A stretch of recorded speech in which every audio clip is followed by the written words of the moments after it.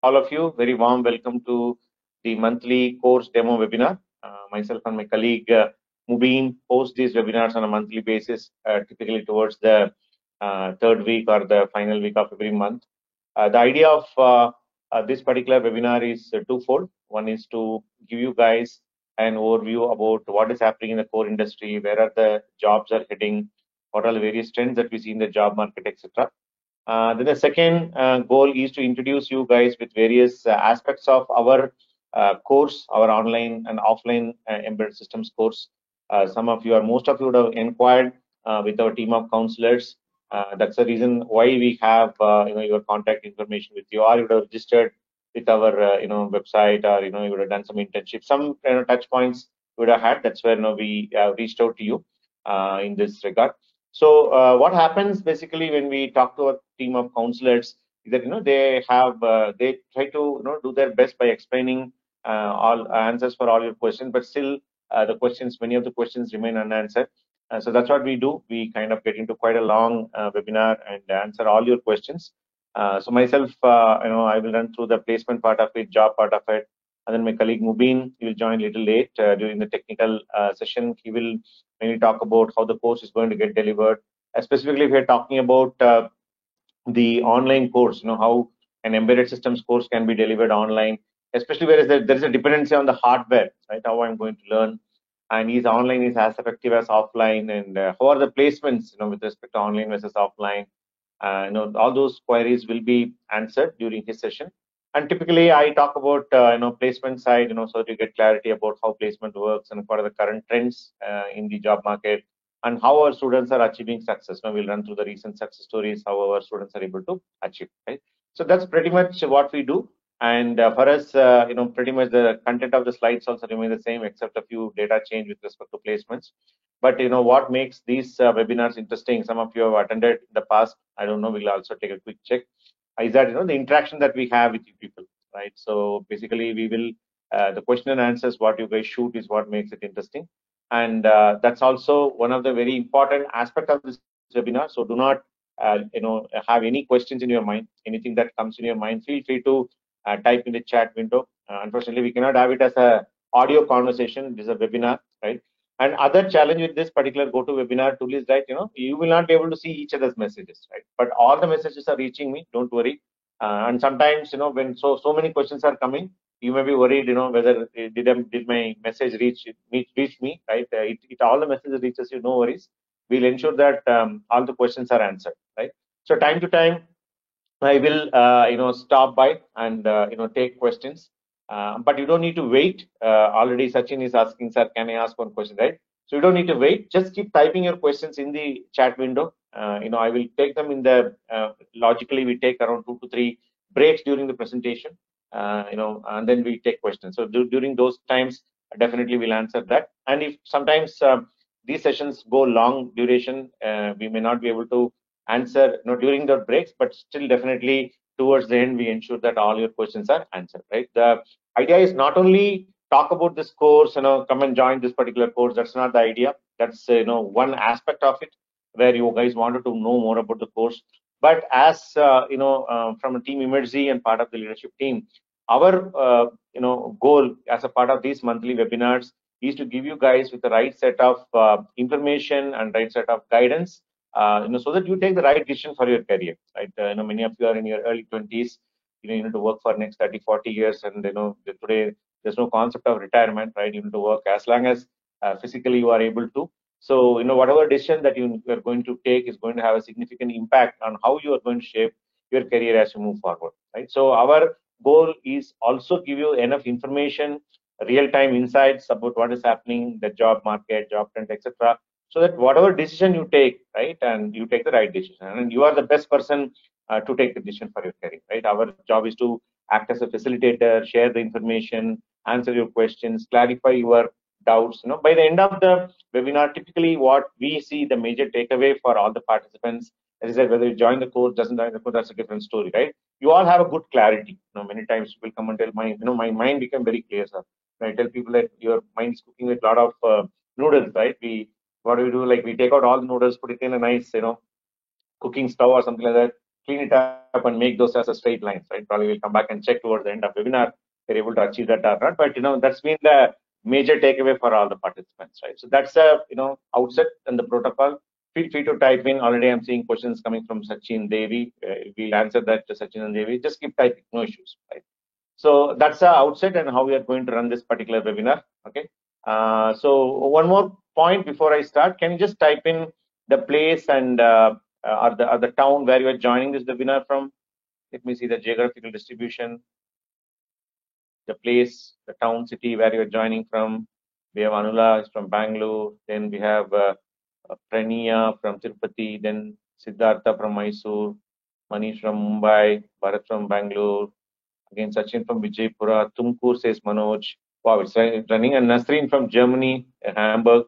Sorry, I think Taiwo. Sorry, yeah. I think Nasreen from Bangalore. Then Elvin is from Thrissur. Sujit from Barangal. Nivedita from Singapore. Devi from Madurai. Bharat again from Bangalore. Guntur AP says Muhammad Musharraf. And then Edil says he's from Edil Arson is from Krishnagiri. Good. So we can see almost all part of the country, and we can see some amount of international participants as well. People joining us from Germany and Singapore. Really appreciate that. I think Singapore, it may be quite late. We're already, I think, 3.5 hours ahead of time. Really appreciate you staying awake and then attending this particular webinar. Okay. Great. I think Yashoda from Karnataka, and then Nandini from Bangalore. Okay. And then I cannot hear any audio. I'm only facing this issue. I think, yes, Gautam, you may need to check your audio because all the other participants are able to hear. Okay. And then we have Adarsh from Rajasthan, Kota. Oh, Kota is famous for many IIT coaching centers, right? I think some movies also has been made based on that. Fantastic. You can see people joining from, so far. Okay. Great. Okay. We have very good quorum today. People coming from all part of the country, outside the country. Very warm welcome to all of you. Can I get one yes message from all of you? Shall we go and kickstart this? Can I start the slide?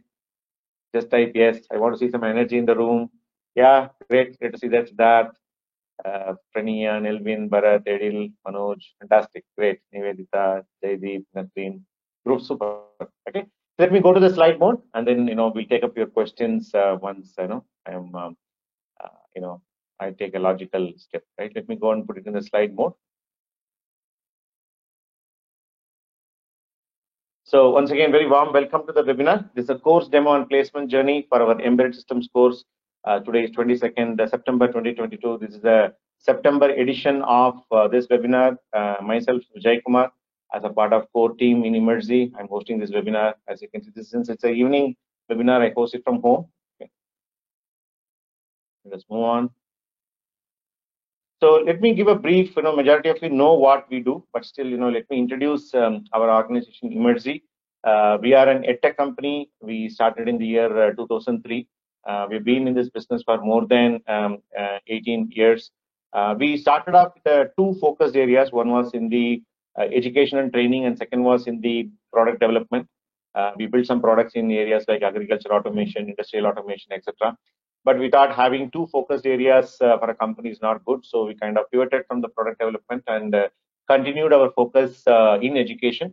So as far as education is concerned, we offer in-depth, hands-on, practical-oriented training programs in three areas: embedded systems, Internet of Things or IoT, and full-stack web development.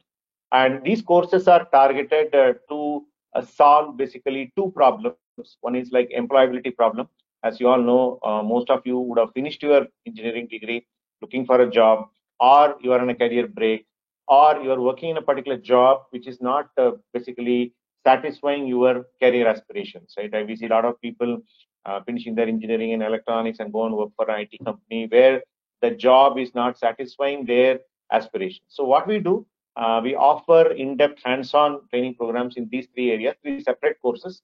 These courses will make people improve their skill set, make them hands-on, and work on about 7 to 8 projects, polish the resume very well, so that people end up getting their job. And our jobs are targeted towards core jobs, at least as far as the embedded systems and IoT course is concerned. Of course, full stack is a very broad area where any company who is doing a web development will hire our students. But as far as embedded systems and IoT is concerned, our target companies are core companies. When I say core companies, companies who come in the segment of telecommunication, aeronautics, automotive, semiconductor. And of late, you can see companies who are working in electric vehicles, smart cities, robotics, similar areas. So this is what the core target companies where they hire our students.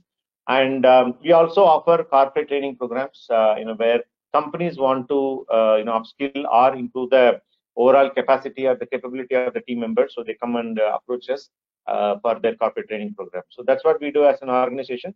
And you can see the pot below with the hand that is making the pot. That's the approach that we take in any training program that we run, be it a entry-level program, mid-level program, senior-level program. We make education hands-on, right? You cannot learn how to make a pot without making your hands dirty, right? And definitely when you make your pot, in the first time it won't come good. So you need to keep making it, getting better at it. That's precisely how we deliver these courses. We make it hands-on, we make it practical, and then so that you learn the art of pot making, and then improve your skill set, and then go and discover your career. So that's what we do as an organization. Coming to some of the other parts about our company, right? Our leadership team, three of us are part of our team. Myself, as I said, Jay Kumar, I am one of the core leadership member. So predominantly placement is my portfolio. I lead the placement initiatives from Emergy, working with the companies. We have a team which is headed by our replacement head, who's having a team who coordinates with the clients and the students, right? Our goal is always to bring in more and more organizations to hire our trained students. That's my primary responsibility. And so before Emergy, I spent about 12.5 years working with 3 different organizations. I started my career with a startup called Shoni Networks, where I worked on broadband networking, some of the networking products, protocols, etc. Then I moved on to Hewlett Packard HP, where I spent about 7.5 years. Again, continued in the networking and connectivity domain, developing various connectivity firmware for HP inkjet printers, which includes the device drivers, middleware, applications, etc. I spent about 7.5 years. I grew, in my career in HP quite well, and I became a project and program manager for, HP's cloud print initiatives. And then after 7.5 years, I quit HP and went to Huawei. Huawei, many of you know, it is a Chinese telecommunication company, and they also have the consumer brand called Honor. So I was part of the Huawei's telecommunication, because networking is the core portfolio then. So I joined the team as a senior manager, where my team was working on customizing Linux for various Huawei's product lines. Some of you will know Huawei makes a range of products, starting from a small Wi-Fi dongle all the way up to complex enterprise network and switches. So my team was working on Linux, customizing Linux for all these product lines. So that was my last assignment. I was there for about 3.5 years. So totally, 12.5 years I spent in these 3 companies, and then I quit my career. I quit my corporate job, and then came into Emergy, because education has been very close to my heart. I come from a family of educators, and combined with technology, I thought there's a huge opportunity to skill engineers, make them employable, and make an impact as a larger community, right? So that's where I quit my corporate career and came and joined Emergy. And Emergy started by Ms. Maz, who is the managing director, and we started from day one, and we are good friends, and we kind of saw a lot of our goals and our future plans matching. So that's when I quit and came to Emergy from 2014, right, where I came full time. So that's about myself and my colleague Mubin, who heads the technology and the training team. Mubin, are you there in the call? Mubin?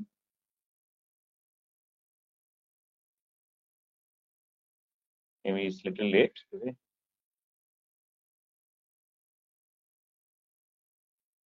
All right, let us proceed. Maybe he's on travel or there's some difficulty. He will join slightly later.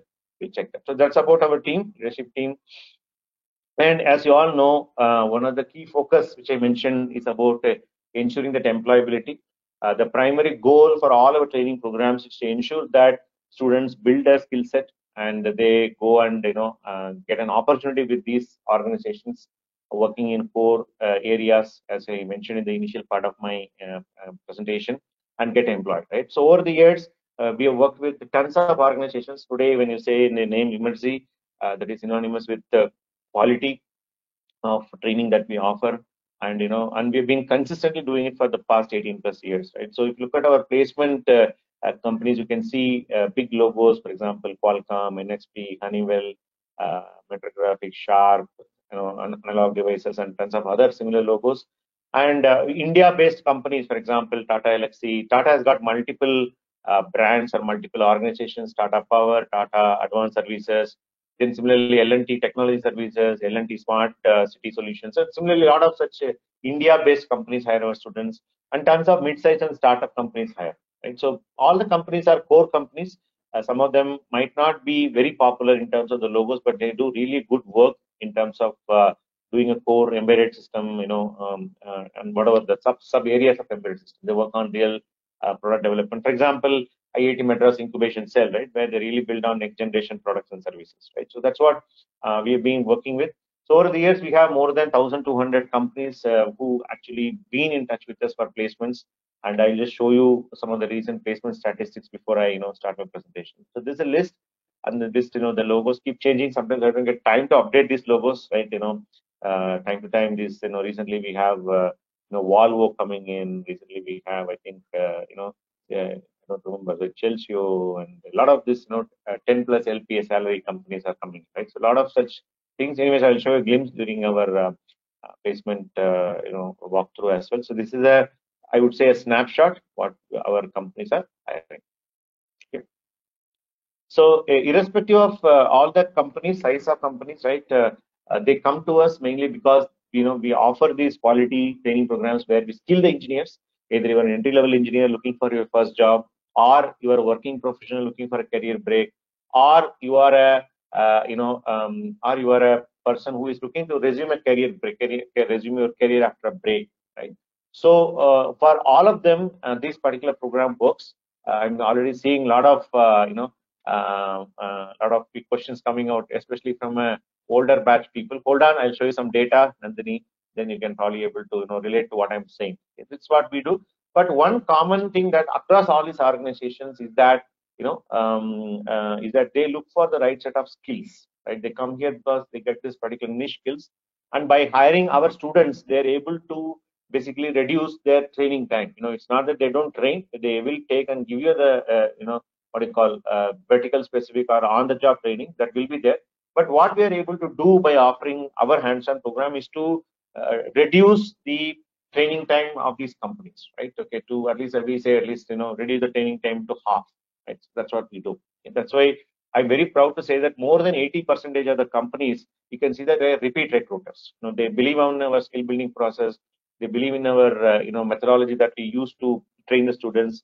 They believe in our placement team, who's been really transparent and very responsive to these clients, right? So that way, more than 80% of them are repeat recruiters. You can see, some of you might have looked into our social media pages or our website, where you can see, right, the multiple logos are coming and hiring in a repeated fashion. So that's what is about these placement clients. So now, as I said, this idea of this particular workshop or this webinar is not only talk about Imerzi, but also give you some perspectives about where the jobs are heading and what are the reasons why you see job search in this core domain. Because as you see, ever since the kind of pandemic has settled down, the job market has only become better, not only for core jobs generally, even though there are certain factors. There are some rumors, or I would say some discussions you can see in the media about predicted recession, etc., etc. We don't see things slowing down. Things are looking definitely good. So what are the reasons that we see so much of job market, right? So one, but before we get into that, let us define what exactly the core company is, right? Because many times people have their own definition of core. So today, when you look into any smart system, anything, let us say a smart what do you call, lighting system, or a smart metering system, or anything, right? Even today, I just hold this water bottle. I don't know, right? You can see here there is a a small LED here, which is displaying the temperature of this water inside this particular water inside this water bottle, right? So everything is becoming sensor enabled and what do you call, the electronics enabled, right? Imagine, right, a few years back, seeing a water bottle with a temperature 7-segment display, probably we cannot imagine, right? So everything and anything is becoming a smart system, which consists of two portions. Of course, one is a hardware part of it, and another is a software part of it, right? And when you talk about hardware, again, there are subsequently two areas that comes into that. Sorry, software. When you say software, there are two type of software. One is like, when you talk about the real hardware available, the software comes after that. So the immediate software or whatever the low-level device drivers, the middleware, or the firmware that gets into it is what we call it as a system software, right? And predominantly what you guys as a student, right, recent past when I interact, right, this is what you guys will term it as code. Right? And definitely every hardware should have an application. That's what you call it as an application software, and which you can name it as IT, right? In your terminology, you'll say it's a core job or an IT job. Core job is something that where you look more work closely to the hardware, and application is something very far from hardware. Right? That's what is the software jobs are all about. Similarly, when you talk about hardware, there are two major branches or aspect that comes into picture. So one is like board design, where you really tape out a board and then come up with various peripherals, and then the board should have the necessary processing entities or chips. So that's nothing but a VLSI design. So this is like what is a high-level classification of software and hardware. So when we talk today, when we say core job, we're talking about this, right? So companies which are working in a software, but they do this core software or what we call firmware or a middleware or an embedded software. That's what we can call it as a core, just to be in the common page, right? And today, if you look at the core software is what powering any smart thing that you can think of. I just showed my so-called smart water bottle for an example, right? Be it retail, be it environment, industrial, smart city, education, right? Power, medicine and healthcare, logistics, home automation, agriculture. So anything that we think of, it is getting sensor enabled, and then there's a way that you can control or you can derive some insights. Probably the integrating at a large scale, we call it as an IoT. But everything is getting chip enabled, right? Okay, that's what the future is heading to. And why there are so many jobs that are coming, right? There are five major reasons according to us. One major reason is MNCs or whatever the big core brand companies. You can see a slide that is flashing in this particular deck. Be it like company like Qualcomm, NXP, Bose, Western Digital, Mahindra Electric, Ola Electric. As I said, every organization is creating an electric vehicle division, right? Even HP, LG, and all, right? So earlier they used to go and hire from top colleges like any IIT or NIT. You can see, right? They go and hire. So now they look forward to hire beyond these NITs and IITs because of multiple reasons, right? So one reason is if you go and see in NITs and IITs today, preferably many of them are willing to work for a startup. If today it's not a scenario where the Indian engineers are scared to work on startups. Go on, during my generation, when I started my career, working for a big company was a big deal. Now many of them want to work on and then there is a lot of success stories coming in form of startups, be it Nykaa, be it Meesho, or be it Swiggy, be it Zomato, be it Paytm, right? So they want to work there. So majority of this IIT, NIT crowd, they want to go and work in these companies. That's point number one. Point number two is like, a lot of work that these companies headquarters were doing. For example, company like Robert Bosch or Qualcomm, right? They're moving more work to India, so that, they find that India is having a lot of engineering and technical talent. They want to grow the Indian R&D centers or Indian, development center. So that they can grow bigger, right?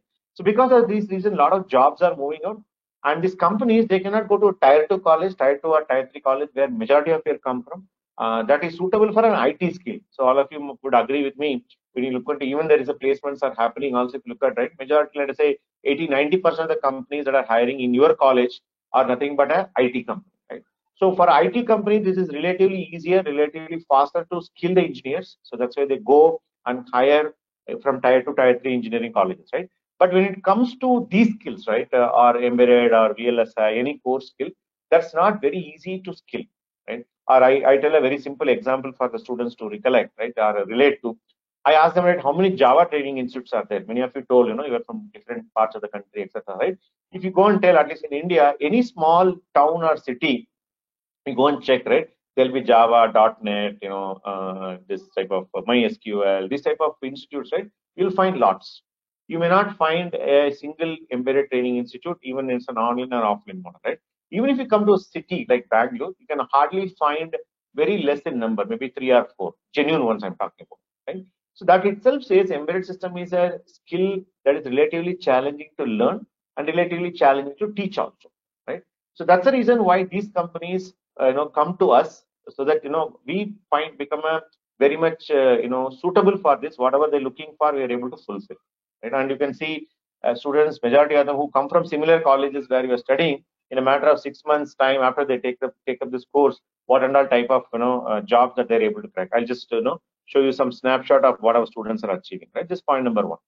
Second thing, right, remote working is becoming normal. It's already become normal, even though companies are switching back to the hybrid model, 2 days or 3 days of work days, but still they're not 100%. So what it also means that the companies which are based out of the West, right, be it US, Europe, they themselves are going through so many challenges with respect to various factors. So for them, getting work done from India is become comfortable because they're okay to work remotely, right? Pandemic has brought in this adaptation of remote working very comfortable to all of us, right? So that's the reason more work is moving to India. And third one, if you look at the new domains that are coming up, I showed one particular example where the sensor enablement is happening across all the domains. But three things, if you want to closely look at electric vehicles, for example, right? So India is taking a leader's role here, especially when you talk about a two-wheeler segment, right? Of course, there is a company like Tesla, which is making an electric vehicle in the US for more of a upmarket type of segment. But if you look at heavily crowded countries like India or any Asian country, two-wheelers are being the most popular. That's where companies like new age electric vehicle companies, be it Ather Energy, Ola Electric, they're all coming into the foray. And even if you look at the traditional manufacturing companies, like say I showed an example of Mahindra, which is again one of our regular recruiters. They're all creating a new electric vehicle companies and electric vehicle divisions who are going to hire. So this is going to drive a lot of jobs in the coming years, right? Similarly, if you look at machine learning, there's a lot of talk in the market about machine learning and data analytics or artificial intelligence, etc. Please note, any machine learning model in your building, it cannot function without the data. Right? Machine learning requires data, so you run some algorithms and models on top of it so that you can derive insights, right? So where are the data is going to come from? So sensors or the embedded systems are one of the key sources where the data is going to get generated. For example, if you want to measure how much amount of water I drank on a particular day, you can put a sensor and then you can measure it. Right? So that means, say what? Everywhere there is a instrumentation need to be done in terms of sensors and connecting to an app. So machine learning has got a lot to do with embedded systems where the data is getting generated. That's point number two. And of course, the pandemic also taught us to automate things, be it supply chain, be it logistics, right? So a lot of robots are getting deployed, which is all about embedded systems, right? It has to play a key role. Okay? So these new age domains, and in fact, in some of the areas, India is taking a leader role here. In robotics, also recently I saw, I couldn't recollect the names, very good startups who started their hiring our students, right? Okay. And reason number four, I think you guys will be able to relate to it much better than me, right? India has become a country of engineers where everybody becomes engineer first and then think about what to do next, right? So it has become, if you look at the previous generation, they primarily do 10th standard as a basic qualification. Now we do engineering first, then we think what to do. Right? So this is Skill India statistics. By 2024, India is expected to generate 31 lakhs engineers per annum. In that, 4 lakh of them get campus interviews. Even though they get a campus interview, as I already said, they are not getting a job what they like. Okay? So they again come back to us as an evening student or upskilling student, right? And 1 lakh students go for higher studies. There was the numbers got less because of pandemic, but I think that's also picking up. A lot of students are going for higher studies. So which means they what roughly about 26 lakhs of engineering graduates coming out who is not employable right after the campus. Right? And they're looking forward to start the career. And you guys are all aspirational. You want to do good for yourself. You want to do good for your parents and family and etc. Right? So this particular skill shortage between the demand and supply, definitely supply is high. Demand is also high. The next slide we will talk about it. But unfortunately, there's nobody is bridging the gap. Right? The engineering that you study for 4 years, and some of them even do MTech by extending by another 2 years. 6 years or 4 years when you look back, right? Majority of your education would have been theoretical in nature. So you go by heart things, go and write it in a paper, and majority of you would have been experts in cracking, exams, right? So you all become masters of that. So which means to say that you study things theoretically fashion. But today's jobs, especially when you look into the previous slide, right, these type of domains would require you to do things in a very hands-on practical manner, because companies don't have time to train. They will train, as I said, right, but they don't have that much time where they can spend long time, to train you. They want people who can get onto the job and get productive faster. Okay, so that's where the skill shortage issue is coming in. And there are a lot of demographic advantage India is enjoying today. For example, due to pandemic, everybody has formed some opinion about China and things like that. So India is not only becoming a preferred software destination, they're also looking at India as a preferred hardware destination where we start manufacturing chipsets or fabrication units. And the first unit is going to come up near Mysore. And similarly, they are planning to create India also as a manufacturing hub, so they can generate not only, of course, we come as an engineers, we come at probably at a higher umbrella. But if you look at the people who are studying 10th standard or diploma, right, they want to basically get employment opportunities as well, right? And the government focuses on them also. So that is why government of India is giving a lot of investments, tax benefits for companies to set up manufacturing jobs. But whenever there is a manufacturing comes, definitely, it's also going to generate design jobs, which is where we come from, embedded and all the core software. So it's going to add about 85,000 jobs per annum, right? That's statistics we got it from the, again, the Skill India reports, right? And already 1,140 companies are doing R&D centers. Of course, if you add service companies, this will easily go up, right? So there's a huge benefit, and even there are certain unfortunate things that is happening, like Ukraine-Russia war. Ukraine, I don't know how many of you know, was one of the preferred software development center. Due to the war, a lot of that work is moving to India. So there's a tremendous opportunity that India is enjoying due to these demographic benefits, right? So now you may be thinking, right, how these things are benefiting to our students, right? What does it mean to me, right? They're coming and giving me some hi-fi, trends and things like that. How it is going to benefit me, and how students in Emergy are getting benefited because of that, right? So this is the graph that we show. In fact, some of you might have attended our previous webinar also. So every month we are seeing about 100 plus companies are visiting for placements, and the trend continues. Okay, so you can see here we started the month of January quite well. We had 117 companies recruiting, and you can see, right, we're already in the ninth month of this year.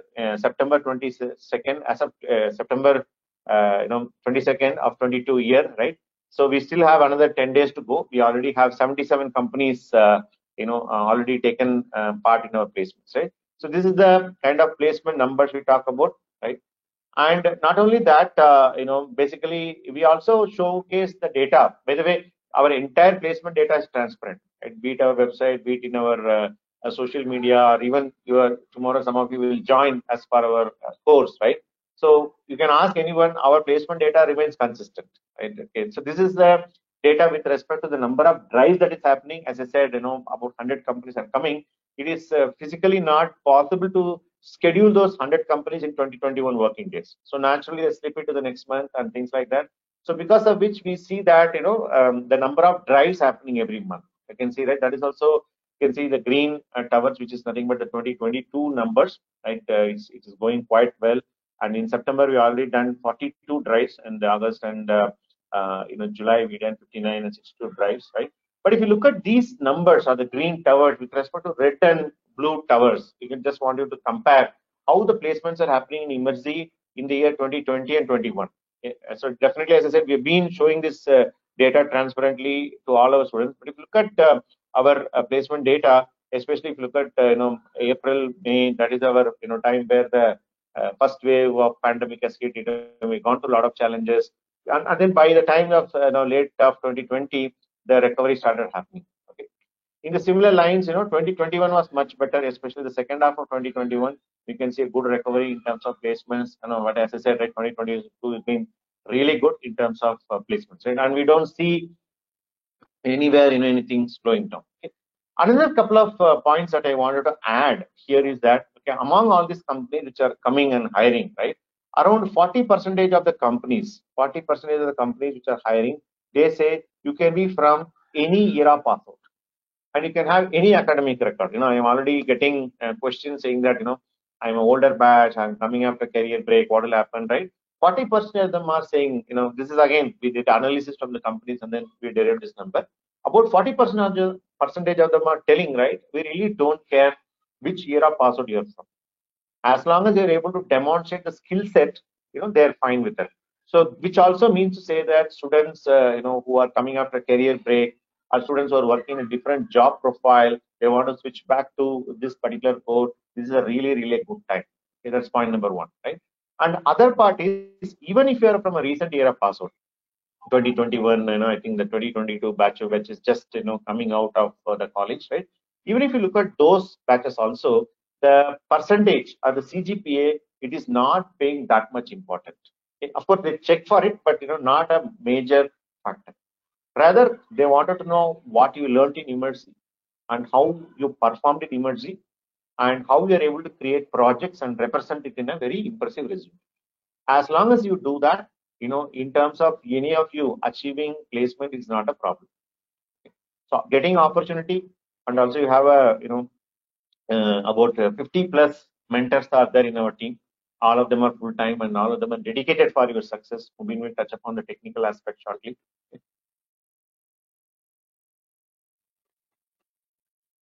So the combination of this, definitely success is possible, right? Then your next question would be, okay, sir, show me. We covered two aspects, right? High level job trends we saw, and then how these trends are translating into opportunities for our students we saw in terms of the company visits and then placement drives. And then we also saw 40% of them are telling no era pass out criteria, right? And also academic criteria is not going to play an important role. How you take up a course, how well you perform here only matters. Okay? So now your question may be, can you show me some recent success stories, right? What our students are achieving. I know some of you are all observing us on social media. I just taken a recent ones. Let me run through, some of the uh, slides. Basically, so let me first run through a couple of small, slider videos or whatever our team has made. Whatever we can call. So these are all, students who achieved success with Qualcomm. Qualcomm, many of you know, it's a major semiconductor company. Up and about 22 lakhs, and it's gone up to 27.3 lakhs, where one student got that package due to the fact that she had some previous experience. But apart from that, majority of them are, you can see, right, they go and join at the 22.56 LPA package. They're from various years of pass out, and they all come from similar college like yours. Okay. So these are a bunch of students who are cracking the Qualcomm. So definitely, the next story could be yours. Similarly, to the similar to that, NXP is another major semiconductor company. This is again paying them in the range of 9 lakhs, 14 lakhs type of thing. Here also you can see a lot of combination of students.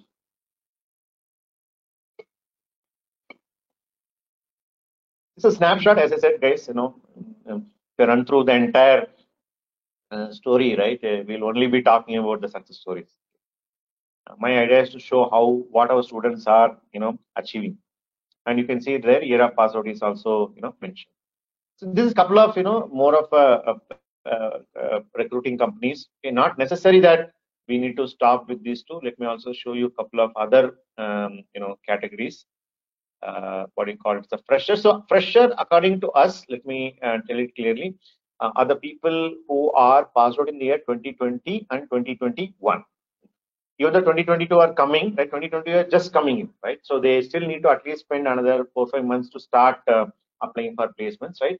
So these set of individuals belong to the category of a 2020 or a 2021 batch pass outs, right? So these are all the ones you can see. Students like Muhammad Shibin getting into LG, he's an online student, and similarly we have Sridhar Pujar, who is again an offline student, and he got, I think, including they mentioned as an RSU staff, put together as a package, he got, I think, around 14 lakhs with microchip, another microchip, all of PIC based boards, they make it PIC based controllers. And similarly, we have students like Shravanti getting into automotive company like Pioneer, and AppTV is another automotive company where students like Uzma getting into. And Balaji Madhur, similarly, Aptiv, it's another automotive company. Right?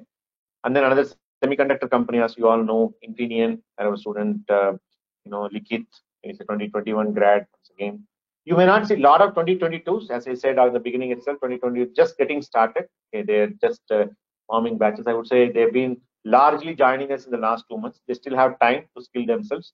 So once they're ready, they will start showing more of them also. Okay. Again, similarly, we have Syed Ahmad Hussaini and Gauri Priya and all the automotive company success stories, right? So these are some other snapshots. And as I already told, not only this, there are a lot of people who are from older batches who are either working or they're coming after the career break. So let us take a look into those stories also. Okay, let me just here. I don't know how many of you see these things, because we've also been quite transparent in mentioning the ERA pass out in this, this post. I think this post goes into our social media, channels, right? Siddhant, he's an online student again. He's a 2016 batch pass out, and he could get a job at L&T Smart World. As I said, L&T, Tata, Mahindra, they're all creating these new age organizations, right, to cater to areas like, electric vehicles, smart cities, etc. You can see, right, L&T Smart World, which is about L&T's safe and smart cities and communication. So he could get a package of 7.42 lakhs. And then we have students like Priyanshu, who is a 2019 grad, again an online student, getting into Gram Power. It's a power IoT based company. And we have a student who is Saujanya, who is a 2017 grad, 20, and then she's an online student, got with an Auto Fusa, which is again an automotive company, for a 4 LPA salary. And we have Sivalila. I don't remember her ERA password, but similar ERA password. Again, she's an online student. And by the way, you can see that tons of online students are tracking him, in terms of the premium package, right? So one more point to keep it in mind is, like, there is no difference between online and offline with respect to placement opportunities or training quality. Okay. In fact, if you ask me personally, which one would you go for? I strongly recommend people to go for our online course. The main reason being, it is extremely cost effective. Okay, many of you are, that's why I asked the question in the initial point in time itself, which city you are coming from, right? You're all located remotely. You want to come all the way to Bangalore, and people who are living in Bangalore can relate to it easily, right? Bangalore is quite an expensive place to live. Okay. Of course, once you start earning, things get little comfortable, right? To live as a single bachelor person, right? The kind of accommodation cost, travel, food, etc., right? It's quite expensive. So if you add up our course fee with the accommodation, travel, food expenses, right, the overall cost will go quite high. In fact, you will end up spending more than our course fee, in your living and travel expenses, right? So, that's why if you ask me personally, even as a technical team placement team, we strongly recommend you go for online, because you can learn from the comfort of your home. And just to encourage that, in terms of fee also, the online course fee is slightly, I think 4,000-5,000 rupee difference than the offline course, right? And then you can learn. So you can see that many offline course students, they're all getting into premium placement. There's no limitation whether you are learning online or offline. I think this is a recent one. Today or yesterday it went live with in our social media. Srivatsa is a 2019 grad, getting into 14 lakh salary.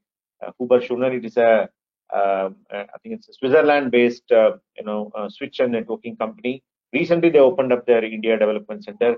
By the way, companies like Qualcomm, NXP, Microchip, even Huber Schuner, these are all exclusive for Immerzi. Some of you may be comparing us with some similar training institutes or online course providers, but these 4-5 logos, right, which are only coming to Immerzi thanks to the quality of training, or the skill that our students are able to demonstrate. Right, you will not see them in many other companies, many other institutes, right? And this is like older ERA password, and people who are coming from a able to achieve a career break. They're working in some area. You can see here, Musa Qasim. He was in 2015 grad. 6 years he was in non-technical field, and then later he was able to crack a job with Honeywell. Right. So this is one example. And similarly, Rakesh is a 2018 grad, and he could get a job with electro-pneumatics. And I think Siddhant Das is another example of L&T Smart Cities into a You can see here is a 2016 grad. He worked for about 5.5 years and joined as an online course, and then he was able to get into such jobs, right? And the story goes on and on, right? Like if we start running, as I said, start running the entire list, right? It will be it will take quite a long time. So with that, let me conclude a few points and then open up for questions. I see a lot of questions have already come up. Let me summarize in 3-4 points. Right, point number one, we saw high-level trends, which are making making more core jobs come to India. We saw 5 trends. Right? Followed by that, we saw how these trends are resulting in so many placement companies coming to Emergy. We showed like 100 plus companies coming every month, like around 60, 70 plus drives are happening every month. And we also saw how, with respect to 2020 and 2021, the number of opportunities are so high, right? That is the second thing. Third thing, we saw pretty much all the combination of students, online, offline, recent era pass out, older era pass out, getting into premium salary, or like, landing up in a 6-7 lakhs type of a salary, almost, all the logos that you can think of, right? So, the conclusion is very simple. Build your skill, rest all will happen automatically. We say people, right? You don't need to, have extra thing. Whatever our mentors are going to instruct in the course, if you follow that, and I always challenge people in my webinars or even induction classes, if all these people can do, why not you? Okay. So they're all not come from, any great, except I think one student who came from NIT. You can see that pretty much they all come from similar colleges where you are coming from. Some of you may be alumnus, they may be your alumnus as well, right? I don't know which college you are studying or study, right? There is no, limitation because you are from an era pass out, or I'm doing a different type of job I want to resume, or I'm resuming after a long break, right? Only thing is, you focus on skill building, rest all will happen. Okay, so that's a message from our side. So let me start taking questions. There's quite a lot of questions have come up. Let me go up a little bit. I think the initial itself, some questions have come up. Let me. Please feel free to type more questions in the bottom. Let me go. Yeah. So the first question came from Sachin. Sachin asked, how is placement opportunity there for 2020 era pass out? I think, as I said, these questions come. I know, as you can see in the screen, right? 2019 is an example I'm showing, many other examples. It looks fantastic. As I said, I request all of you to please come out of this era pass out. It's like, it's like a devil sitting in your head. Please come out of that. Definitely opportunities are plenty. Okay. Same like, Devi, she's asking, I'm an IT student, but I try to study embedded.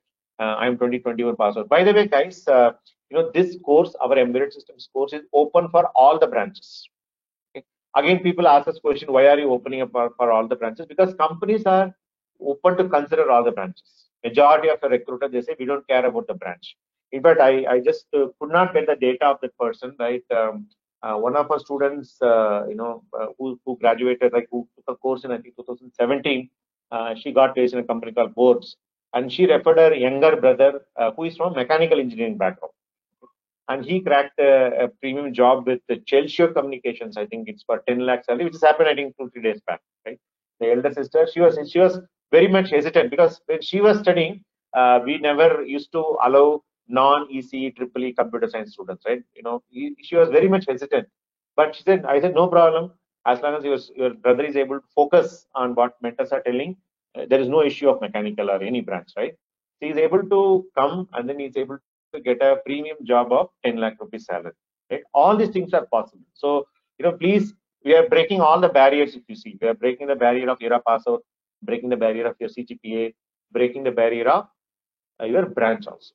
But one question has come up, which I think, I could not read who has asked that. Sir, is DSCs are allowed? The answer is no. Okay. Still, all our recruiting companies expect people to be a BE, BTech or ME, MTech qualified. Okay. Again, the question is, can we break this? Yes, we are positive about it. Right? Earlier, as we are breaking this many barriers, it's a future. Can we have a scenario where we can say you can be from any degree, do this course and get this type of job? Is it, will that day will come? Definitely, I am optimistic about it. Okay, but as of now, no. In fact, we get into debates from students who are from MSc background. They say, sir, MSc electronics and BTech electronics syllabus pretty much looks the same. So why don't you allow? It's not our problem, right? We definitely want to encourage anyone and everyone to learn and get into a core job like this. But it's not us; it's the companies who have to support. Okay? So that's why we are not able to commit our placements for MSCs, BScs, even MCS for that matter. Companies do expect you to come with a BTech or a MEM degree, but it can be from any branch. Hope Devi is clear. Maybe other branch students are in the call. Maybe hope that's clear. Let me go down. Then there's a question from Adarsh Nagar. Adarsh is asking, currently working in industrial automation, SCADA, PLC domain in power plants project. I wish to change my career into embedded and IoT domain. I'm confident about it. How do you see this change? I am out of options in my current job. Absolutely, others, because I don't know the exact data. We did have exactly students coming from similar background, because the PLC SCADA has pretty much become a legacy. Right? Today, the industry is moving toward the same manufacturing industry is moving from that industrial automation to industry 4.0, where the entire thing is powered by the IoT and the entire digital technologies, right? So we had students exactly coming from a similar profile and able to achieve a career break. There is absolutely no concern. Maybe you are also coming from some idea with PLC SCADA will also help you in this particular course. Okay. So you don't need, I understand that your career may be getting saturated. Definitely doing this course will put you into a orbit what these students are able to achieve. And I don't remember the name of the company because as I said, I have a huge list. I may not be able to remember. But in the past, we had in the evening batch, especially people or students coming from exactly the same background. They asked the same kind of, either from a manufacturing or electrical power system type of job, or they're working in some kind of, traditional manufacturing segment. They have some idea about machines and etc., or even some amount of IT experience, but they want to come to the core. Definitely, it's possible, Adarsh. Okay. Absolutely no concern. Let me go down. Dattare Jadhav is asking, shall I do this course with part-time job? We don't offer any part-time jobs, Dattare. Okay. You can do it with your regular job. You can do this course because evening option is available. I will, cover it in the subsequent slides. Then we have Unmesh is asking, is there Emercy branch in Hyderabad for classes? No, Unmesh, we have our office or the center in Bangalore. But I already told you there is no limitation because of the place. You can definitely look forward for the what you call the online classes, which is as effective as offline. Location is no longer a barrier. So then we have Nandini Ayyappan. She's asking questions, sir. I'd like to understand as a working professional who doesn't have any experience in embedded background, after completing this course, how the companies see a particular candidate with work experience, which might not be relevant, and how about the designation they offer about the package. Will they be considered as a fresher? Please share your view. Okay, it's a good question, Nandini. In fact, majority of our students have this particular question. Okay, I don't know whether you took a close view about the videos I shown. For example, let me just take an example case of Qualcomm itself. Let me run through once again, just to ensure I share you. Okay. Let me stop here, right? So this is a typical case where somebody got benefited because of the previous experience. For example, Aishwarya was a 2018 pass out, and she had some work experience. She was working, I think, as a contractor in the defense organization, right?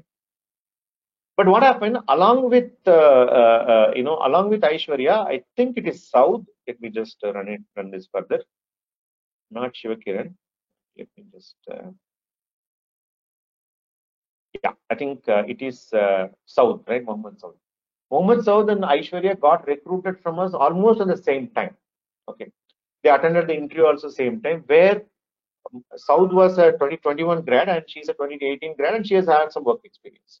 So what company like Qualcomm did was they considered her previous experience and they also gave a next level designation. And you can see also see that there's 4 to 5 lakhs of difference in terms of package also. Okay, so these types of success stories are possible. But the point is, this purely depends on the company. right? As a skill building and the placement organization, right? We will not be able to force the company saying that, hey, you consider this experience, right? And only you need to give a higher salary, right? We will not be able to force. Okay, but companies do consider this experience and purely depend on them. But this is one classic example I would like to show. Even I don't have the exact detail. This I could remember clearly. Even if you look at NXP, right, you can see people having a kind of range of salaries here, right? Somebody is at 13.19, somebody is 8.5, somebody is at probably at a 8.57 point, something like that, right? Where even for that matter, companies are considering your BTechs and MTechs at a different scale. They pay higher for an MTech than a BTech, right? So again, let me repeat, this purely depends on the company. It is possible to achieve, but we will not be able to guarantee, right? Okay. How they consider it, we will leave it to the company and decide. Hope that's clear, Nandini, with these examples. Okay.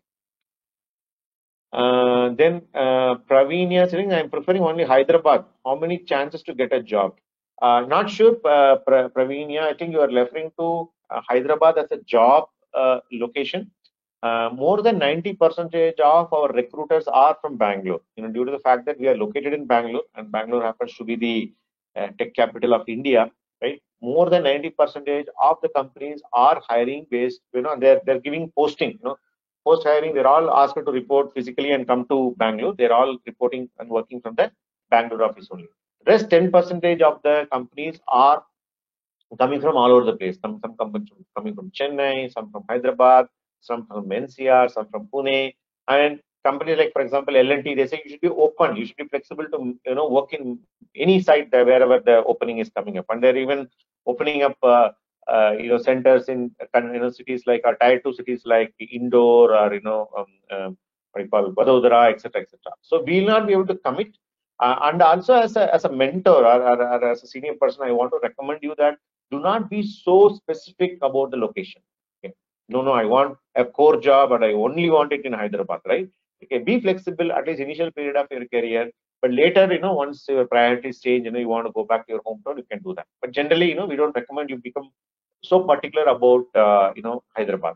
Okay, that's a recommendation from my side. So Nivedita Perisami is asking, relocated after engineering graduation to Singapore. I don't know what you refer here, what you mean here, Nivedita. Because this is another question that we get it in our webinar. Is the placements only happening in India, or if I'm placed in, let us say, Germany or in Singapore, will you help me to get a job there? The answer is no. Yes, we do have international ambitions. In fact, today also we're talking in our office about, what does it take to, anyways, our course is already online, right? Pretty much anybody can take. But what about getting a local employment? Suppose you do the course from us, anyways, it's an online course, but can you get a job? Can we have a placement center operating from, Singapore, right? Like that is there in our plan. It is part of our ambition. But as of now, no. As of now, all the companies which are hiring, they all are expecting you to work from India. Hope that's clear, Nivedita. Which is the best time to join an embedded systems course after BSc or MSc? Asked Nelvin, right? So, as I said, you can join our embedded systems course with or without any degree. But with respect to placements, which I already clarified, that companies do expect you to have a BTech or MTech. That way, doing course-wise, no limitation, any degree person can do. But placement-wise, will not be able to commit because companies are not ready to consider yet. Okay. So, hope that's clear, Nelvin. Mrityunjay is asking, sir, any scholarships or fees concession for distinction candidates? So they do have some scholarship, a plan and scheme, Mrityunjay. I request you to please talk to a team of counselors. I'm not sure whether you are already talking to them or not. If not, I suggest you start talking to them. They will give you the latest, and then the scholarship scheme also keeps changing time to time. I, request you to talk to them. They'll be the best person to guide you. Towards the end, I'll also share their contact information. Okay. Prajwal is asking,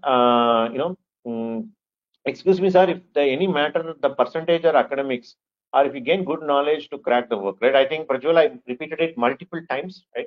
Your performance in our course is plays more weightage than your academics, right? Or a year of pass. I think I clarified multiple times. Hope that's clear. Rahul is asking, can mechanical engineer take a course because only few mechanical engineers are placed from Emergency? I don't know where you're getting this data from, Rahul. Okay. So I would say lesser number of mechanical engineers are taking the course from Emergency. I would say that because, as I said, this opening up for all the branches, if I'm not wrong, that has happened around last year, December towards the beginning of this year, right? Hardly 8-9 months only where we are allowing the jobs for any branch, right? So overall, if you look at the percentage of mechanical engineering students, in our overall thing, that is still a lesser number only because students also need to believe themselves, and you guys want all sort of data points, right? I tell in my webinars, right? All the students have become like not some James Bond, right? You do all sort of analysis, right? Check out our placement data, talk to our students, connect with them, right?